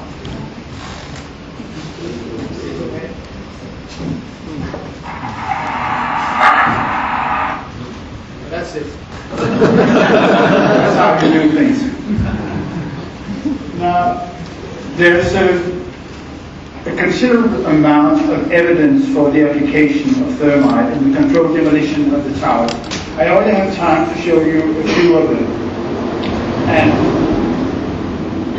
the first of it has already been mentioned both by Crockett and also, I believe, by Richard, the appearance of molten iron in the rubble.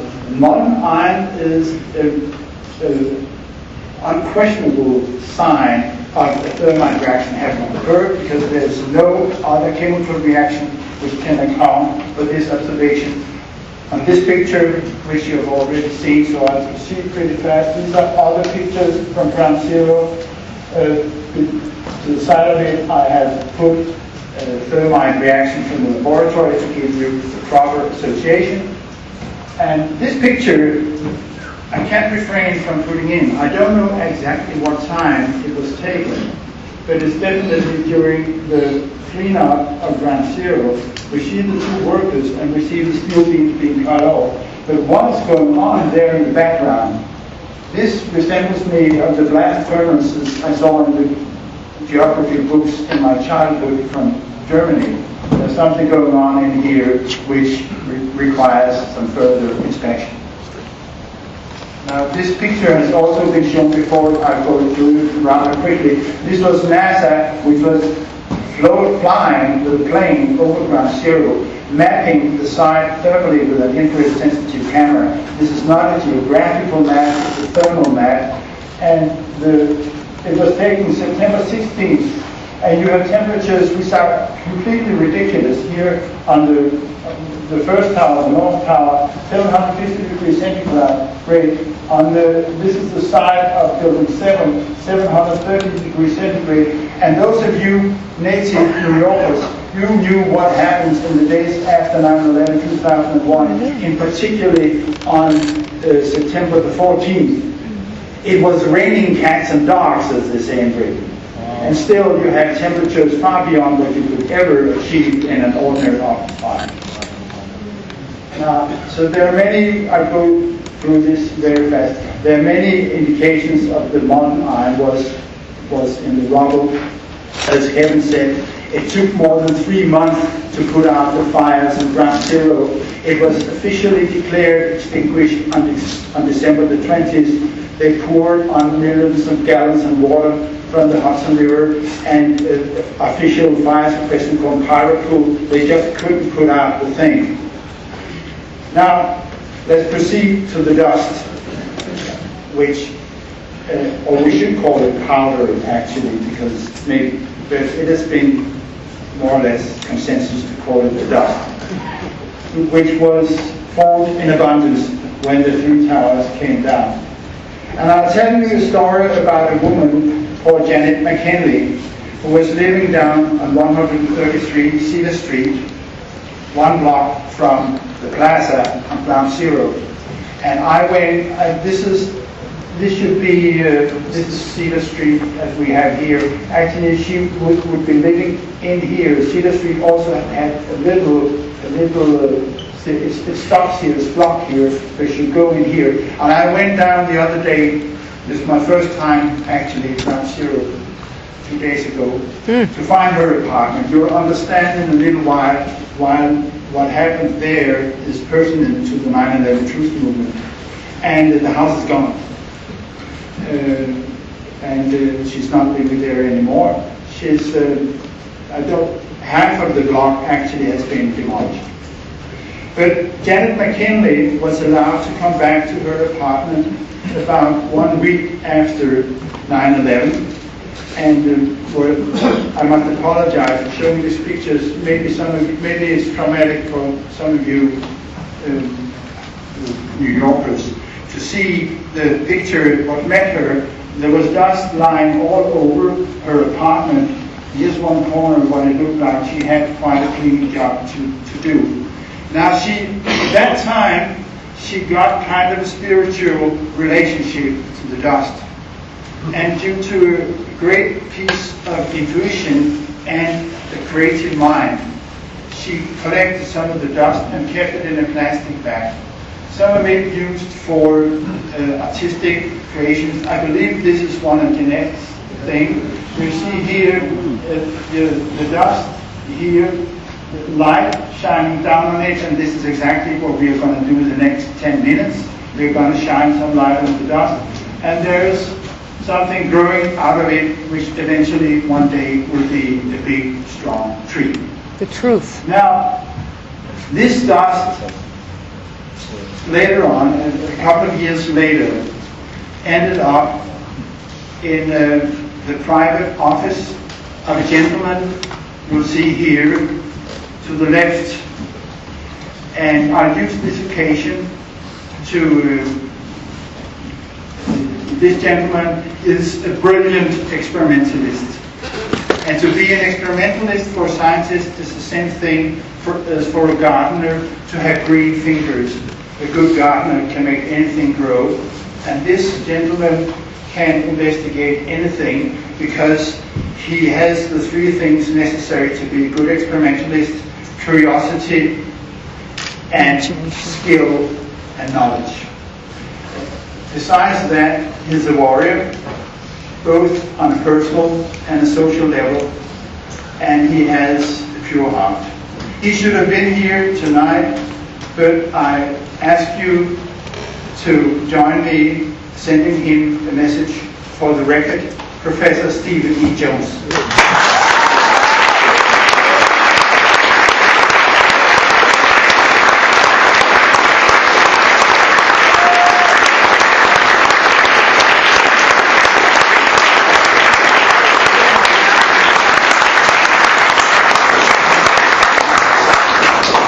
Thank you. Here we see Stephen receiving. This is not a sample from Janet McKinley because pieces of concrete, these feet do not fly through windows. But this is what the dust looks like. Actually, this is from ground zero. And what you do is you take away the big lumps and put the finely divided dust into a plastic bag. And then you take very strong magnets, and when Stephen made this picture for the photographer, but what you do in real life is you hold the back vertically and you pull the magnet along the back, and along with the magnet comes something. And you all know if something comes along with a magnet, it can be magnetic, means that it contains iron. And here's some of the stuff that comes out of the back together with the magnet. We'll leave the red stuff for a while and zoom in on these tiny particles, these round spheres up here, because they are made of iron as well. We'll turn back the time a little bit, actually, to pre-Stephen Jones investigation, to two reports coming out from the United States Geographical Survey and a private company called the RJD Group, who also investigated the dust very early on. And from the RJD Group report, actually it came out in two versions, 1 and 203 and 204. In the 2003 version, they reported a content of 5.84% spherical iron particles. This is an enormous amount compared with regular dust, building dust, more than 135 times more than expected. We'll need this number later on when we have to estimate how much nano-thermite was in the dust. But, and this was one actually triggered Stephen to look into the dust. And here we see, this is electron microscope pictures. Here at your left of the dust, and this is a close-up of one of the particles. Now, the remarkable thing about this iron particle is that it is perfectly round. And it can only get this shape if it has been molten and if it has been hot fly. This is a property of droplets. If you could get a close-up picture of fog or mist, or of the small fat particles in your skim milk, you'll recognize also they're completely round. It's a property of liquids called surface tension, which makes a liquid be completely round when it's flying outside. So this iron has been molten and has been offline, and it is what comes out of the thermite reaction. And now Stephen E. Jones, he does what every NIST scientist should do. He's making experiments. Of course, getting this thought, he goes into the lab, he buys some thermite on eBay. You can do that if you wish. And this is the experiment in the corner of the lab here. The white cloud over the thermite reaction is aluminum oxide. It's the other product of the classical thermite reaction. And you'll see this recognize this later on. But it's sputtering all over like the French car. And then he collected whatever the remains after they had cooled down. And this is the picture to the left. This is, again, an electron microscope picture. There's no colors here. This is the dust. And this is from the commercial thermite. And this is the same picture obtained from the dust which I showed you just before. And you'll recognize the same spheres in here. And now we're going to do a little science to make sure that it's the same kind of iron spheres. And the technology used here is called energy dispersive spectroscopy. And this is, well, in very short, what you do is you have an electron beam, like this laser pointer here, which you can direct to a spot on one of the particles or any whatever it is. And this you can do with the precision of 10,000ths of a millimeter, 100 nanometers and better. So you can very directly get the spot, direct the spot to where you want to look. Now the material responds by sending out X-rays. And what you see below is the spectrum of an analysis of the X-rays coming out. And each line is specific to an element where, in the spot where the electron beam hits. And what you will see exactly almost the same pattern. You'll see first the spheres from the commercial thermite. Fe means iron, Ca means calcium, K means potassium, Si means silicon, Al is aluminum, magnesium. This is another iron line. Third iron line, oxygen, and so a little bit of carbon. And you'll recognize exactly the same line over here, except maybe some of you are still awake. There's a little sulfur line here. This is a contamination from the wallboard, which were in the towers. So the center columns were packed in wallboard, and wallboard is calcium sulfate. It means it also contains sulfur. And it's inevitable that the sample taken from the WTC dust also contains a little bit. Gypsum is another word for calcium sulfate and wallboard. We all know, all men knows this material. And it's very good fire protection, actually. That's why the center core was packed into wallboard. But this is from the gypsum. So no surprise here. We see exactly the same fingerprint. So proving, in my opinion, that the spheres in the dust comes from the thermite reaction. Now, Jones asked, when you have an explosive event, there's always some remains. An explosive event is never complete. There's always something left behind. And he asked the question, wonder if there's still some unreacted thermite left. And indeed, there is. And this he presented at a meeting in Boston in December the 15th, 2007, and showed this picture. We call them the red-gray chips because this item here, which is one of the big ones, it's a little more than a millimeter long. It's red on one side and it's gray on the other side. You see the red side here. This picture, next picture, also such a chip, is an electron microscope picture. There are no colors. So I had to inform you that what appears here is white, is the red side, and what appears here is black, is the gray side. I showed this picture to give you an impression of the dimensions, because down here, this is 1/10 of a millimeter here. So this is the thickness of these chips, and most of them aren't any longer either. So you got to have a microscope to find them. You had to look for them, and you had to have experience and skill actually to pick out the right chips, namely those which can react. And eventually, after this, I was invited to join the team of scientists to investigate direct grade chips, and I was very proud to accept. And so there are 9 authors as a collective effort. About 16 months later, it resulted in a scientific publication where I showed you here the front page. 2 other authors are President Kevin Ryan, you met already. Greg Roberts is also in the audience. And yeah, go down there.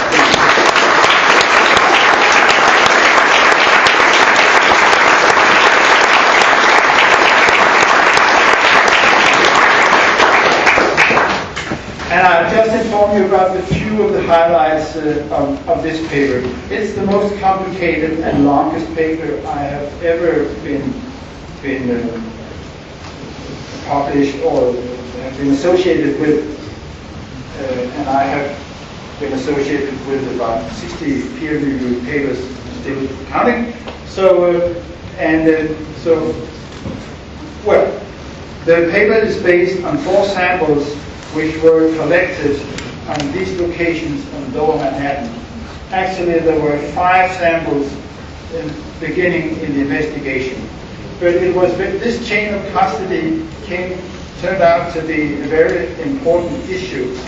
And I thought it was, frankly, I thought it was ridiculous that we should spend so much space and effort to make sure that the chain of custody was recorded, tested, and video filmed, because who would ever accuse us of falsifying a sample? I've never experienced that in my life, 40 years. And but my fellow authors insisted that this should be done properly, and they were right, because obviously this is luckily one of the things that people have attacked us for. Now the 5th of this sample, I said this because the 5th sample, this person did not want to have his or her name associated with the paper. So we pulled out all the data taken from that sample. So it's based on these 4 samples, which must be collected pretty early. If any of you have any samples at home, we'll of course appreciate to get some of it. But in order for it to really be reactive, as you'll see later on, is it must be sampled very early, in my personal opinion, before the showers on September 14th, stored in a dry, preferentially cool place, and otherwise treated nicely. And here you see from each of these 4 samples, the samples of the red grade chips. And what is common to these chips, here you can see the side view where you see the gray side and the red side. Now common to these chips, if you have the skill and experience to find out how to color chips, they are reactive. Means that they take fault when you heat them up. And this experiment you see here is very hard to see, but it's the basic picture we have. Now here the experimentalist is directing the microtorch toward the chip, and those sitting close and know what to look for will see that there's a little yellow something going out here just between his hand and the torch. Now there was actually kind of a projectile going out. At this experiment we were not able to find actually the particle equivalent, unfortunately. But it was done in other experiments. And here you'll see three pictures, courtesy Kevin Ryan, of chips from the dust. These 3 have reacted. And you'll see remaining metal here. This one is a liquefied because in this case it's only half reacted. And it's a liquefied because it proves that the spheres is associated with has been formed from the chip. It's still clinging to the rest of the chip, which is partly destructed here. There's some red remains here. Some reactive, some unreactive. Now here, the picture to the right is from a chip. The one to the left, the one you just saw, was found in the dust. But the one to the right was what comes out by a test done in the laboratory where a chip had been heated. And you see, I think they are pretty much alike. You see this formation of the elemental iron spheres. And again, we apply energy dispersion spectroscopy to prove the identity of the iron being formed. Pretty much the same. This is what you just saw, elemental iron being formed in the laboratory experiment on the chip. And this is the sphere from the dust. And again, you'll see exactly the same fingerprint here as both samples, besides, except that you again have a little gypsum sulfur spike from the sample. Now, when we heat it up, what we can do is a thing called differential scanning calorimetry, which means that you're measuring the heat developed during heat up. And we did this under circumstances comparable to the only published comparable same measurement on published nano-thermite coming out here. And this is the only published curve from a similar material in the literature. And this is our best example. But the point here is that it's very narrow. So it means that the heat comes out very fast. Now, this is characteristic for the material being found here, because this thermite is not the same thing as was applied to the French cup. This is nano-thermite. It's a different story. It's prepared by nanotechnology, which is not old wine on new bottles. What you do in nanotechnology is you build the materials in what we call a bottom-up procedure. We start actually with the atom and build the material from the bottom up. This is another thing than from making smaller things from the top down, when you start with something bigger and then cut it out to make it smaller. In nanotechnology, you start with something even smaller, namely atoms, and build it up from the bottom up. This has many consequences for the material, different properties. First of all, it reacts much faster than the thing on the French car, up to 100 times faster, depending on procedures. Also, I do not have time to go into detail with this. I would love to give a chemical lecture, but I think maybe it's too late. Or tomorrow, whoever is interested, why nano is better than no nano in this case. But here, maybe before I proceed, just show these pictures, all red-gray chips being ignited in the laboratory, and what you'll see here are all the iron spheres. This is the most solid evidence. There's more evidence in the paper. It's very long. But this is the most indisputable evidence for that this is really thermite. This is the formation of elemental iron. There's no other way to explain this. But just a final word on the nanotechnology thing. Because in nanotechnology, everything is much smaller, which means that it's more reactive. But courtesy to the way this material is prepared, you also have the option to put in other chemicals. This means that the energy in the material can be used as an explosive. Let me repeat. An incendiary works by heat, but an explosive works by pressure. What happens in an explosive is there's a very fast chemical reaction developing a gas which by means of pressure knocks things over. Now, as you understand, this incendiary doesn't do that. But courtesy of the method of preparation, you have the option to throw in other chemicals. We understand the chemistry involved, even though it is not very much coming out of the military laboratories on this technology. But let me just give you two examples that we know that this is the direction that modern explosives is being developed into, using nanocomposites as basis. Just two reports for your information. The one thing is We have very little, actually, information on the military. There are some papers, there are conference proceedings and reports. And this is a conference proceeding from a meeting in Symposium on Defense Applications on Nanomaterials in San Diego in 2001. And I just put this together and picked out a quote from the text. At this point in time, all of the military services and some Department of Energy and academic laboratories have active R&D programs aimed at exploiting the unique properties of nanomaterials that have potential to be used in energetic formulations for advanced explosives and propellant applications. Now, this is 10 years after this research started. The research into these materials began in the early 1990s. Another paper which is even more telling is from 2005, and this is the Massachusetts Institute of Technology review, where an essay by John Gardner as the headline said, the sub-headline of this paper was "Smaller, Cheaper, Nastier."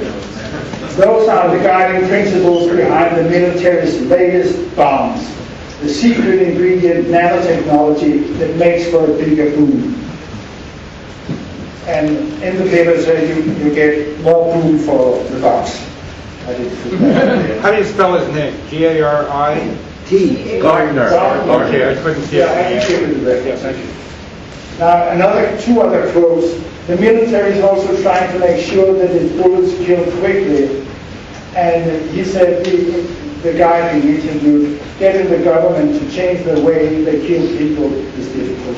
Now, this is the way they move into, this is the direction explosives are going into now. There's no doubt about that. So we have a discussion going on. Is the red grade chips an explosive or explosives, or is it an incendiary? We do not know. I appreciate that the word explosive is used. I'm using it myself in say TV interviews where you don't have time to use half an hour to explain what nanotechnology is. But the fact is, we do not know exactly the role played by the red grade chips.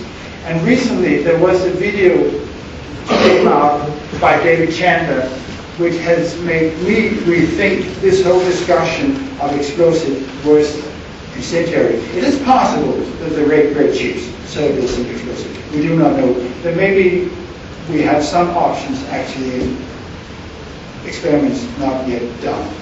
But this video, which will be the last thing I show from David Chandler, made me think a lot that this discussion actually is obsolete.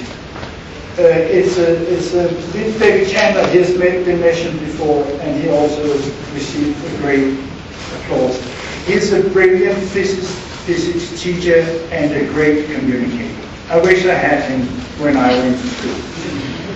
And in this video called South Tower Exploding, you'll see different things which we take as a benefit, extra benefit.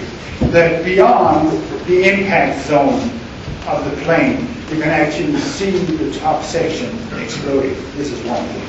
And you'll see how the top section, as Richard also pointed out, is vanishing in midair as it tilts over to the south side. But for our purpose here are two observations. First, you see fragments which are proceeding to the ground faster than free fall. Now, how can anything fall to the ground faster than free fall? Now, this could only happen if you fire a rocket directly to the ground from the top. This is one thing. Another thing is you'll see a fragment coming out of the tower and then suddenly change direction 90 degrees. If you throw a stone, it will proceed in the same trajectory, like a parabola. You'll never expect something coming out and then just doing that. Okay? An explosive goes off and then it's gone. An incendiary does not develop gases. what we're seeing here is rocket fragments. So this is what I mean by saying the discussion whether the red grade chips are incendiaries or explosives is obsolete. The material we're witnessing in operation here is a new thing, a new concept, which we haven't grasped yet. And I believe that the red grade chips is, we've seen something, we have collected the data, we have presented our best hypothesis, and this is all what a scientific publication is. But I still think there's something missing. Not in our investigation, but actually in the thing itself that we picked up from the ground. So there's still questions to be solved. And this can only be answered by the people who actually did it. And I become more and more confident each day about our publication, because somewhere out there are somebody who knows exactly what the red grade chips are. But they haven't come forward. And there's been talk about peer review of this paper. I think this paper must have been the best peer review ever in modern national science. It must have been read over and over again. And if somebody had been able to kill it immediately, some obvious mistake we did, I would have expected them to come forward. This hasn't happened since April 3rd last year, and this is the best review I've ever got. The non-review is the best review we've ever got. Thank you. Thank you, Canada.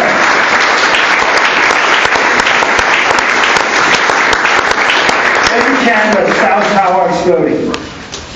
Turn off the sound, please.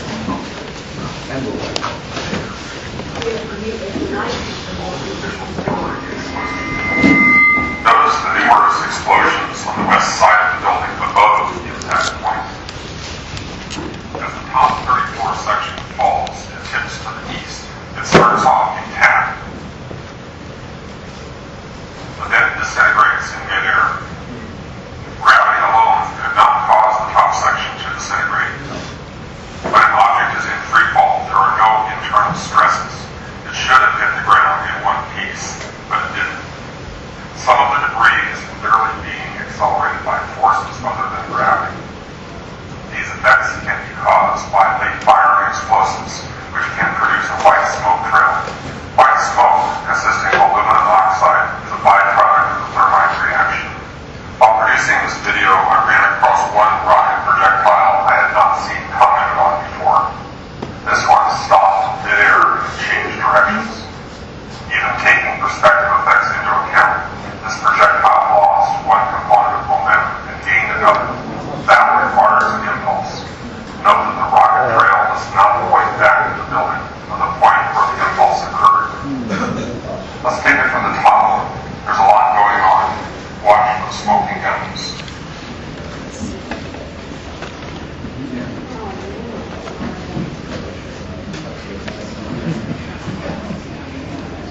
Okay. Now here, my final picture is the goddess. My final. It's on? Yeah. Okay. My final picture is the goddess of justice. And she's blindfolded.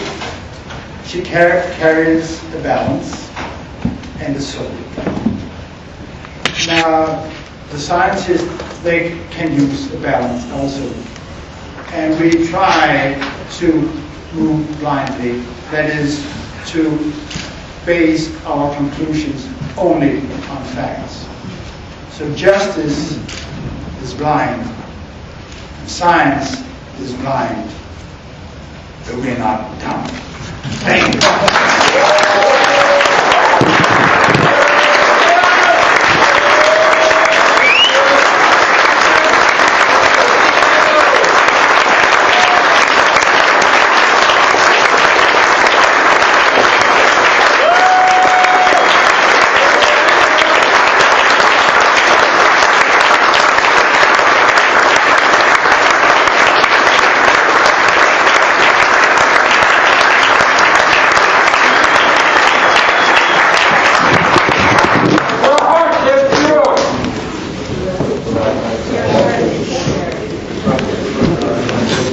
Here that the government is talking about certain things, and things that I need cleared up in my mind, because I've done over 20 interviews with many of the people that have been mentioned, including everybody here, and we've interviewed Stephen Jones, we've interviewed David Raker, we've interviewed some of the people that made some of the documentaries here, and we've allowed for this discussion.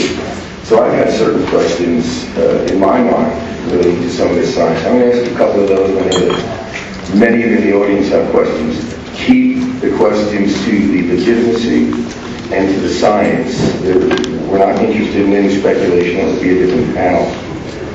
My first question relates to, in a way that the government has presented their science. They created some models. Those models were based on the work of Bazant and Zhu, the French and Chinese team, whose work the collapse models were based on. So many people, including Oxford physicist Keith Stephan, have come up with explanations of why the towers came down exactly as they were supposed to. All of this work was based on this team. All the models were based on. I'd like to know what the fundamental flaw is, and if Bazant and Zhu's model was actually used by NIST and referenced so much. And what are we going to take that and familiar with? I would say, coming in all the time. 1 minute. Keep going. But anyway, there's one fundamental flaw that both Stephan and Bazant used. All of the models are based on one-dimensional assumptions for the towers. And I published an article that finally came out in April on the 7th particularly, and I hit him over and over again for the model because his conclusions were no good when you have to go one dimension. So when you model the towers, you have to at least model them as 2 dimensions. And that's the same kind of model that Bazant uses. And Bazant perhaps is a little more sophisticated, but it's a different problem. Crockett, one follow-up to that. Where was that article published? Where was Keith Stephan's article published? Where was your article published? And were these articles peer-reviewed and accepted? Yes, Keith Stephan published an article in the Journal of Journal of Engineering Mechanics, and it came out in February of 2008. And I immediately sent him a response cutting his paper to Ribbons that finally came out in April of this year. And they were both peer reviewed. I've got one more. I've got actually another question, then we'll get to you guys pretty soon here. When we see the South Tower collapse, we see it tilt 20 degrees. If the energy is going to go to the side, if the energy is going to the side, what we call conservation of angular momentum, then if the energy is then dedicated or committed to going to the side, what energy is left to push the buildings down if one was to agree with the government's model at the top of the towers, crush the bottom of the towers? It can't go both ways at once. Is there any explanation for that? I'm not quite sure of your question, but I'm thinking it's what No, I can explain it. The energy of angular momentum, it says the towers are going to fall over on the side. Well, that's where the energy is going. What energy is left to crush the building below it, according to the government's model? Well, in the case of the South Tower, if you're talking about the top that was leaning over, the leaning over top did not leave any energy really left to crush what was below it, because it was sort of out of the picture, and in fact it's not only did not crush anything below, but it all disappeared into the smoke. So it produced no energy to crush the part of the tower that was below it.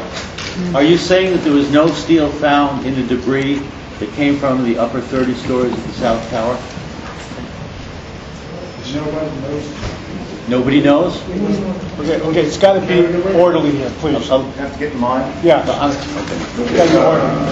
Anyway, just a couple of very quick questions, and then so we're going to get to you guys.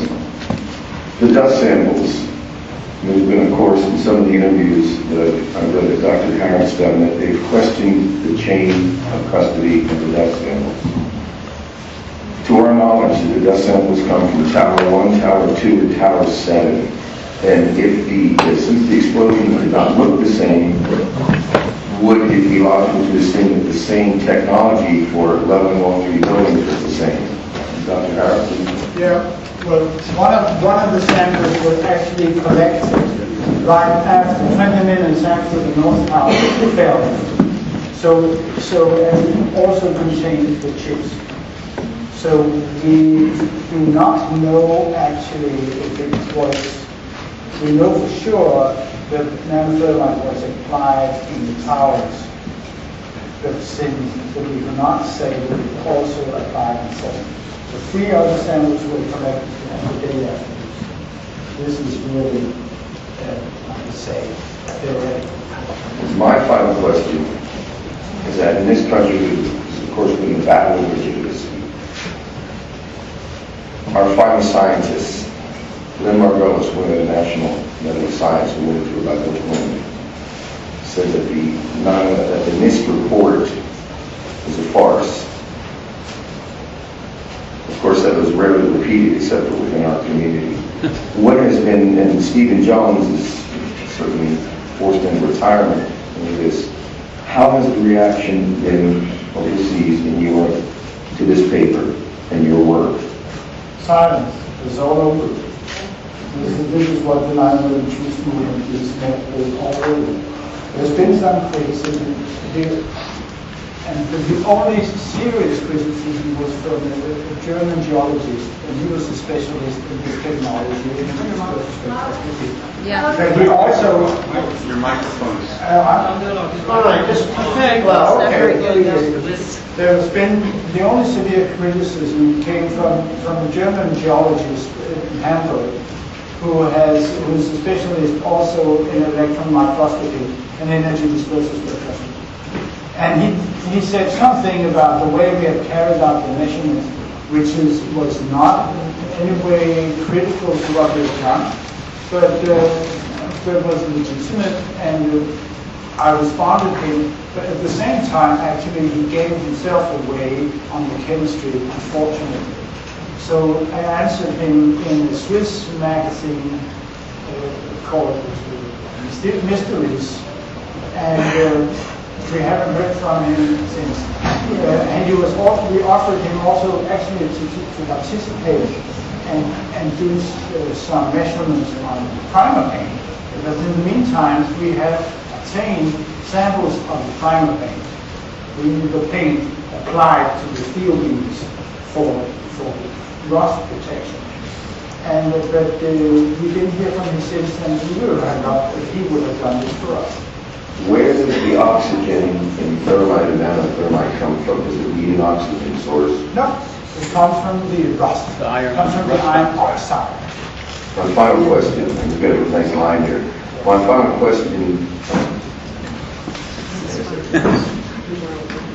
question involves the peer review process. When these papers were peer reviewed, was there any challenge to the peer review process itself, which is fairly standardized?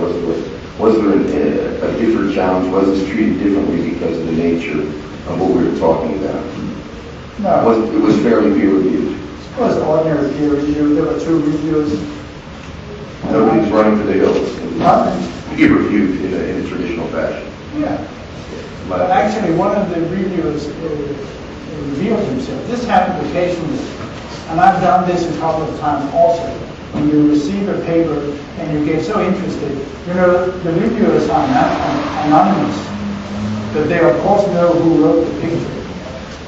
So sometimes, also to make communication lines shorter, they give themselves up and contact, say, hey, I have a suggestion here and there, and if we can agree on this, the final report from me will be much easier. So let's clear this up before. I've done this several times before, and also resulted in a better publication. And also in this case, actually he requested experiments which took us 3 months actually to do. So when the revised manuscript was submitted to him, he could approve it right away. Let's go to audience. You have the first question, sir. So, Dr. Harrit, when you were on Gary Mills' show earlier the week with Lenny, he asked you some really great questions. And you said you had the answers, but there was no time in the end to go over them. So here's your chance. What is the real good question? There were three of them. Number one, how could a demolitions team enter the buildings, plant their charges? How much time would it take? And could the charges be planted long before September 11th with the detonators, or would they have to be placed shortly before? Well, at that time, I did not have the opportunity to ask this question out to the world expert answering that question, and this is Kevin Ryan. How a person gets to be a world expert in such things is a long and painful story. And being a world expert in these kinds of things is not being very much of an expert at all, in my opinion. So how can people have placed explosives in the World Trade Center is a question that I've asked myself and tried to answer question by question. Who had access to the buildings, who had access to the technologies, and who benefited. Tried to look at the intersection, but really there's groups of answers for each of those questions. So there's no pinpoint answer at this point. And what we need to do is try to learn as much as we can from the dust samples, the steel samples, try to figure out, to answer that question, exactly what the formulation was for the nano-thermite, which might help us present better evidence for a future independent and honest investigation. I have to interject right there.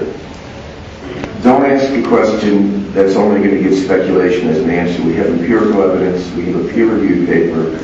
We have science. There are no conspiracy theories in this room that I know about. We're talking about real science. We're talking about hard science. And to ask someone to speculate how, who knows who got into the building and did it, I don't think is a good use of time. The only reason I asked, however, we do know, however, that if one had access to the elevator shafts, one would have access to the core columns and beams in the building, and indeed, and could plant those explosives without being seen by the tens of thousands of occupants.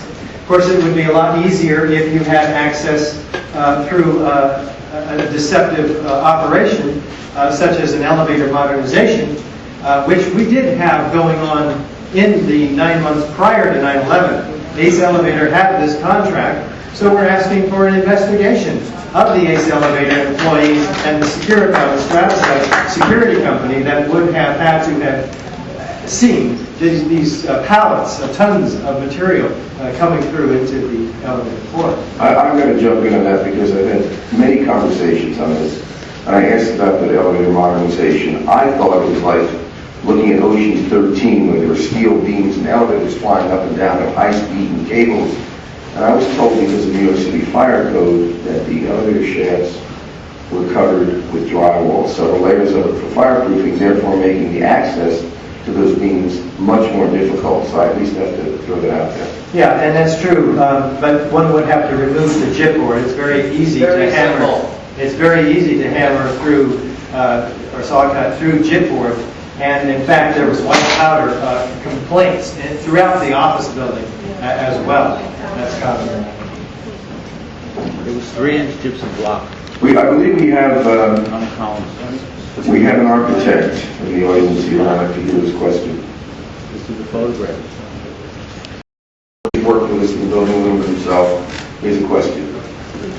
What's the reason on the collapse of building number 7?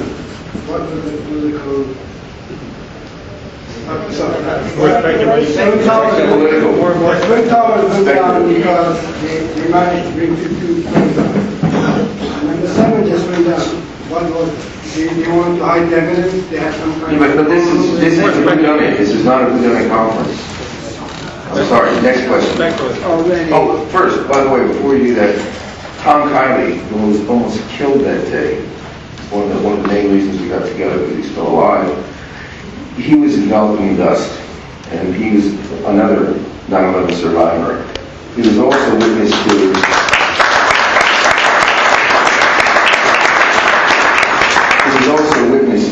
ace elevator renovation because he was working for Ken Fitzgerald. He's going to tell you a quick story. Thank you. I also started I&M with Lenny at the same time, so this is our 10th year of operation. And during that process, we were interrupted by the events of 9/11. It was only a half mile south there. But I can tell you, to help fund the start of I&M, I was working as a financial software developer. We had clients all around the World Trade Center and the Wall Street area, including Cantor Fitzgerald. And I was in charge of an upgrade of a bond trading system there, which took about a year to do. And in the course of the year, and we finished it in August of 2001. Just in time. In the course of that year, I was there, on average, I would say once a week. The last time I was up there with those guys was on September the 5th, according to my billing records. And I'm going to give Kevin Ryan one. To get in, you had to log in at a marble counter like at an airport. They had a video camera, they would take your face, you have to have your driver's license, then you were in the system, and every day you went, you had to get online, you got a little credit card or a swipe card, you'd swipe it through the turnstiles, and then you'd wait for an elevator. Now, you're going to see your client and you're waiting for an elevator, and you notice that there are several elevators that are no longer working, okay? And there's guys in monkey suits standing in front of them, with the little ear thing there, like that. One of them, and this was in the North Tower, and one of them was the express elevator that went all the way to the top to Windows on the World. There was signage for the Windows on the World people. You had to take one of the expresses to a mezzanine and then change and so forth like that. So over the course of what I thought was a year, afterwards I thought to myself, wow, I wonder if this same elevator work was going on in the South Tower. After I met Richard Gage, we discussed it. He confirmed for me that it was. He also affixed the start time for this work, and that was 9 months before September 11th. Well, that was also the time that George Bush was inaugurated, 9 months before. So I can tell you that there was plenty of secure access to the central core of both twin towers. Maybe, if you want to speculate, I don't know what happened. There could have been things on top of those elevator cars, but there was secure access, and people had plenty of time. I also saw people that were in blue overalls, and they had push carts with computers on them that looked like AutoCAD with some sort of GPS in it, because as they moved around, the image moved around as well. And they were in the elevator sometimes, moving between floors. I have no idea what they were doing, but that's what I saw. And, I'm not into suicide or anything, so you can ask thousands and thousands of other people who saw the same thing, including the people who work at Windows on the World.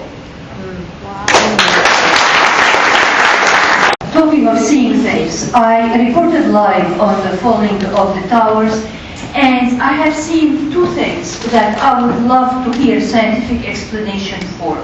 One of them is after the first tower fell down, I was looking at it from the East Village on a 6th floor building. And suddenly, not quite when it fell down, a bit after, I saw the other tower swinging.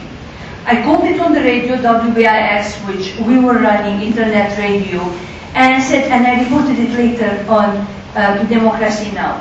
And I wonder if there is any scientific explanation as to why suddenly the second tower will start swinging. Before the plane hit?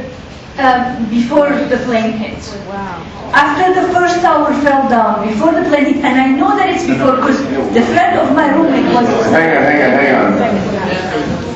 First plane hits, second plane hits, second tower comes down, first tower stays up a little longer. So we're okay, so the first tower that fell down, after the first tower fell down, I saw a tower swing. Then the airplane hit it. But also, by the way, I'm curious why that is. It was very striking because you think it would be... It was like a hand reaching. It was like a hand reaching up, and you expected it to be fire tarnished steel. Instead, it had a very different color. And it would be an amazing photo op for any journalist, yet it was nowhere to be seen in the published photos. That in the other rooms. Scientific questions. Do we have any? Scientific. What could make it stop cooking?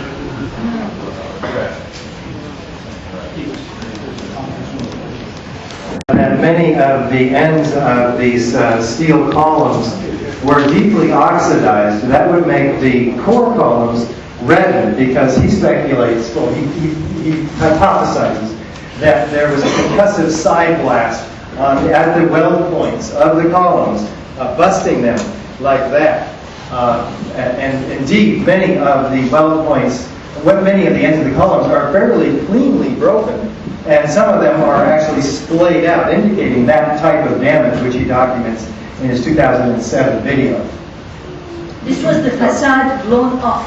Now, Richard just brings up a point, and some of the critiques I've read of the work of the science community, you've got iron oxide, you've got aluminum in the windows, and you've got an incredible amount of energy, and you have some heat pushing them all together. People are saying that the iron-rich spheres and that perhaps even the creation of thermite came from these things. And just reading things on the internet to try to make sense of all this. Is there any mechanical or chemical process which could cause spheres from the ingredients in the towers under any conditions, Dr. Harrit?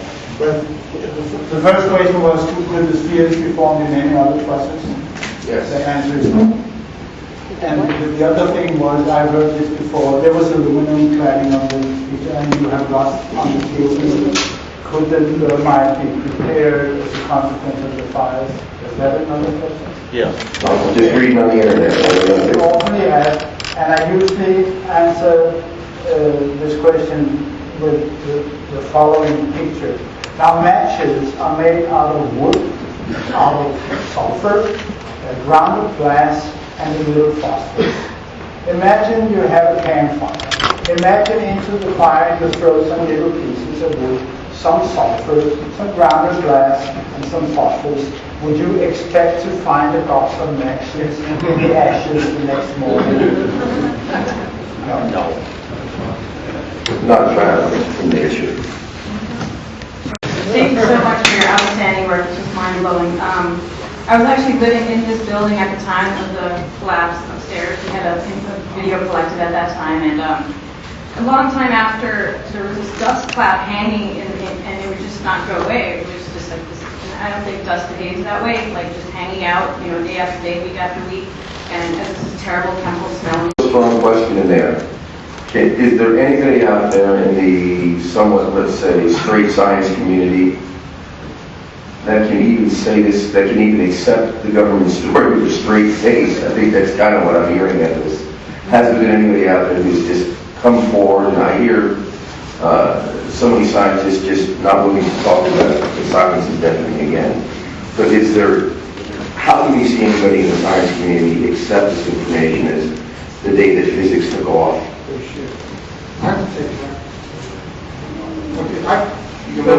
Two things. First of all, don't think that the scientists know more than the average person in the street. They get the same information as anybody else from the mainstream media, and they don't know about things except as an example. Good answer. Second, the scientific world has been gathered since 9/11.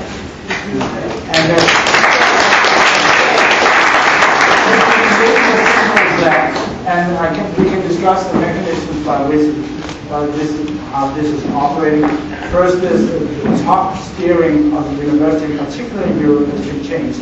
Now it's completely operated from the top down. Next, the funding system has been changed, meaning that all the young scientists are virtually all the time writing applications for their own salaries and reports on how things are going. So we're leading a new class of scientists trained and lying, because if they don't lie, they don't get any money. So that's it. So, but those staying on retirement are still here, and it may change when we reach the critical mass. About this even though that we, for 4 years, I accepted the official story. Why? Because I, like you and other architects and scientists, was also in a state of shock on 9/11. We didn't know when the next attack was coming. We were under attack. We were at war of sorts. We were in deep stress. We went into cognitive dissonance. There's whole studies that have been done on this. We did not want to think about this. We wanted quick answers about very, very difficult questions about how these towers came down. And once we got them, and we got them consistently from a group of experts, we accepted them and we wanted to move on, just like all of you and the family members as well. Now, I have a very brief anecdote to that. I met Crockett Grabbe probably 35 years ago at Caltech. We have a mutual friend who is not part of our movement. In terms of the admissibility of this kind of study in a court of law, in terms of the admissibility and the kinds of really pessimistic arguments that are likely to be mounted against you on your way to a court of law, have you guys done like a serious analysis? Have you gotten together with maybe some experts who would help, like legal advice? So a couple of questions there. One thing has to do again with the chain of custody, which Dr. Harrit mentioned. I've managed laboratories for a long number of years. For a period of time, I was managing environmental testing laboratories. And we always use chain of custody form, and the intent of it was so that if the results of the testing were called into question, so that they were part of a legal proceeding, that document would prove that the chain of custody was correct. We actually use that sort of thing now as we collect additional World Trade Center samples. The original samples we got actually came with a signed and witnessed affidavit, which is very much the same sort of thing. It talks about the sample location, the sampler name, the description of how they collected the sample, a little more detailed actually than the typical chain of custody form, and then signed off and dated as to when they were sent to us. So I think basically the samples we've tested so far, particularly for this paper, will have no problem in a court of law. But your second part of your question was more along the lines of, are we worried that this will never be considered because it's only one set of experiments and maybe would never be replicated?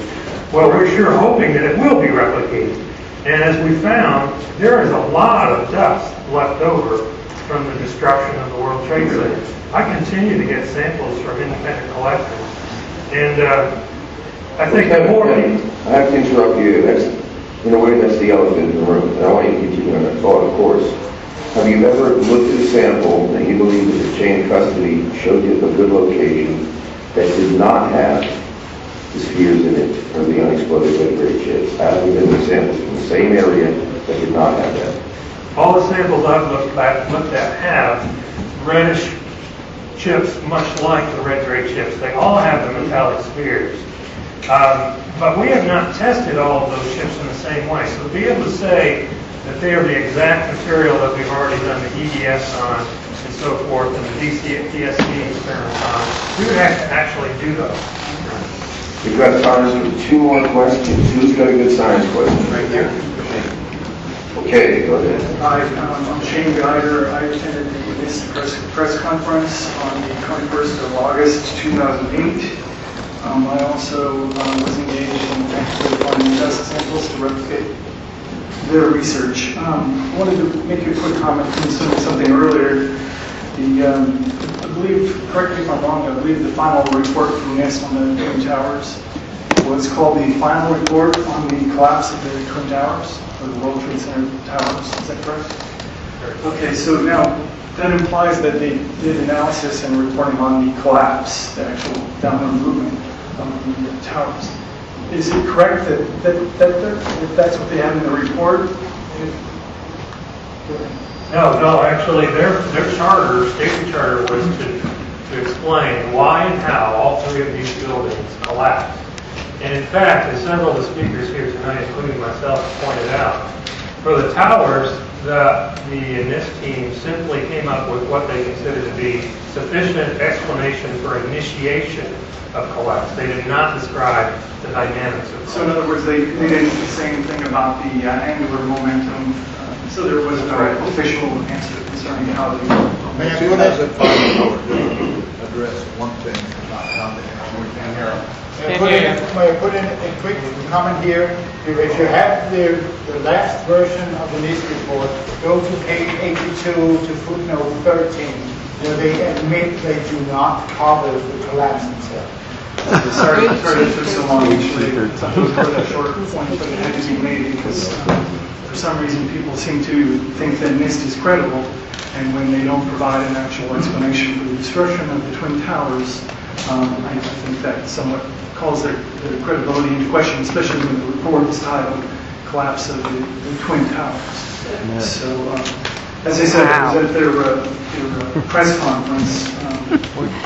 I was there the day that they released their preliminary report, which was a report which is not peer-reviewed at the time, and never was, actually. So I know you guys are getting plenty of scrutiny for not, for your paper, which actually did go through this process. How is it that NIST is seen as credible if they don't go through this same process? And I mean, I have to say I'm quite angry as I say these words because there's a lot of people here who are giving some credibility to NIST as they're thinking about this discussion, and they didn't undergo peer review. In fact, I went halfway across the country to meet these guys and face them face to face. And as I understand, Kevin, you've asked many times to meet with NIST and refused as many times. That's correct, I assume? Yes. So, yeah. Yes. Stephen Jones has also requested to meet with them and discuss the evidence.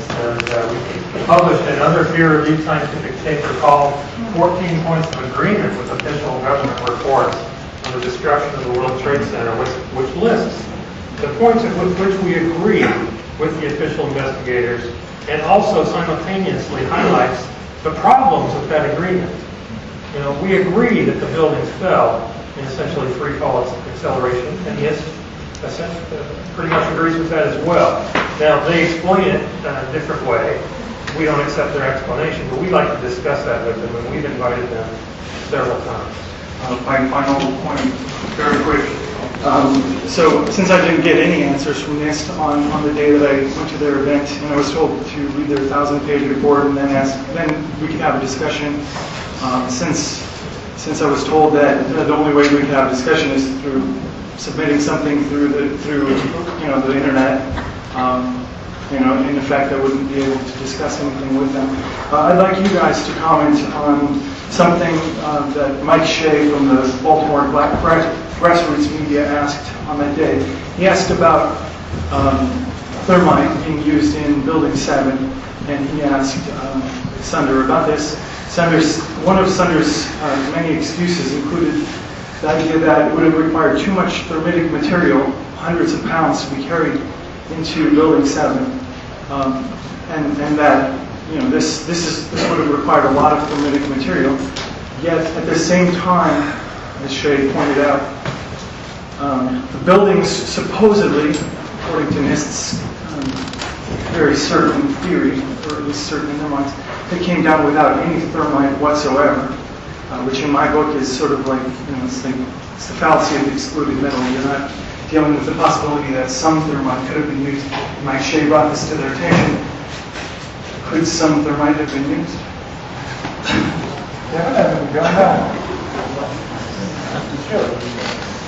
I just wanted to point out that this is one of the fallacies that they're using in their argument.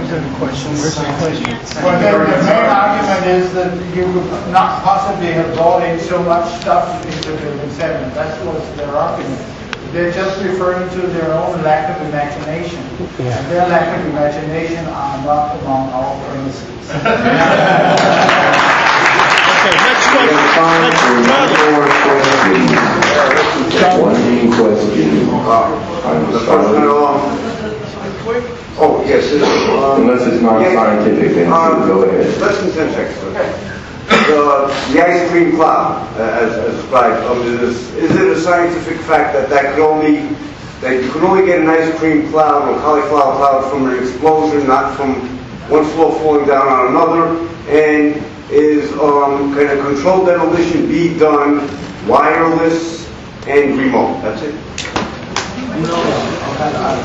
The I-frame structure probably was formed because momentum of stuff going upward.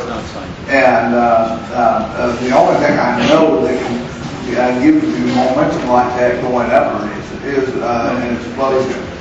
And I didn't quite understand the second part of your question.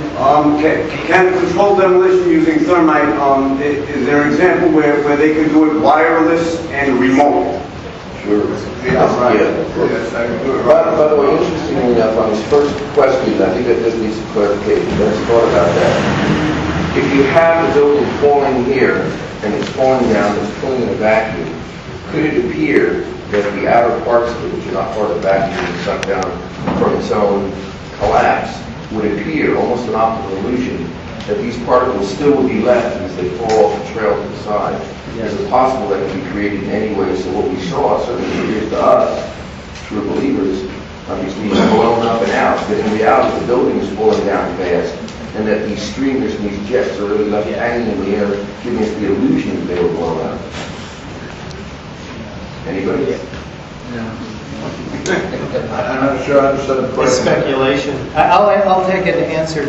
I'll provide an answer to the previous question, though, because it's important to note that thermite offers several advantages to those providing a deceptive controlled demolition. It doesn't have the bright flashes and the loud bangs of high-energy explosives like C4 and RDX, which are more commonly used with controlled demolitions. So that's a distinct advantage.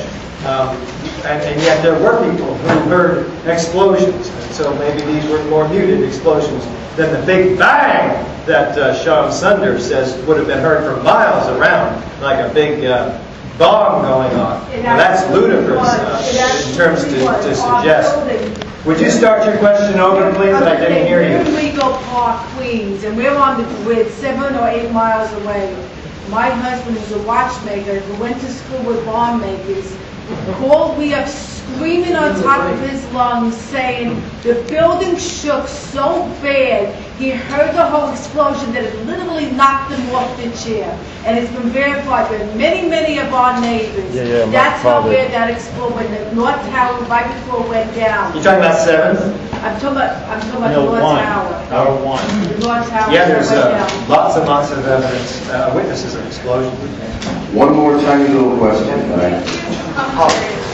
Quick thing, I was talking to some firemen cops down here, and they didn't believe any of the videotapes that they saw.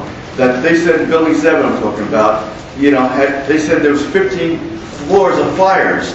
We only keep seeing one view of the tower of the Building 7, which is the north side. Is there a substantial damage that we haven't seen in the back on the south side that these cops, these police might be telling the truth? Because they don't want to see the videotape. They don't believe in any of those footage that's been presented. We got the videotape upstairs. There's some of my footage was used for that. I can tell you, I'm not an expert, but I was holding a very large camera that day. And so was the gentleman next to me. And the back side of 7, the south side, was completely enveloped in smoke before it came down. We don't believe the actual fires were on the north side, on floor 7 and 12, in the corners. They looked like garbage can fires at about 2 in the afternoon. My footage was used in this change and several other documentaries looking at that. But right before they came down, it just looked like a smoking building with the entire... Thank you very much. Actually, Richard showed earlier on the only one, to my knowledge, existing picture of the south side without the smoke on it, taking across from Church Street, as far as I can reckon, and it shows the south facade without any damage. Really? Richard shows it The firemen were lying to me. It shows a lot of smoke on the south side. NIST claims, excuse me, let me just answer you. NIST claims that there's damage to the south side. Before, a long time ago, they claimed a big 25% of the depth of the building was scooped out, which they retracted. And now they say that the damage to that side of the building was not a significant factor at all in the building's collapse. So it's not really a relevant question. So those firemen were drunk, they were... I have comments about the movement, and there was never a panel about how we can be better organizers, and I don't know how to transition to that. But I would say, I want to found project managers and IT professionals for 9/11 Truth, as an example, half humorous, because I see so much chasing around and so much poor planning and so much, well, that took a lot longer than I expected, so I couldn't show up for this other thing I said I would do. I mean, we've been very serious about fighting a $2 trillion plus operation. I would really love to see us, and myself included, put more conscious effort into treating our activities less like a hobby and more like the founding fathers did, where they risked all to save what they did. Well, first of all, speak louder with the checkbook, and secondly, you need your own media. And I don't mean the progressive left gatekeepers, but you need your own media, and you need to get it on both sides of the fence, and you need to have about professional, accredited journalists that are willing to stand up for this, and willing to, like Joe Lauria, like Wayne Maston, some of the others that are willing to put their reputations on the line and not turn and do the right thing, let's just say, not turn the truth into a lie or a lie into the truth. Go ahead and stay published. We have to wrap it up right now.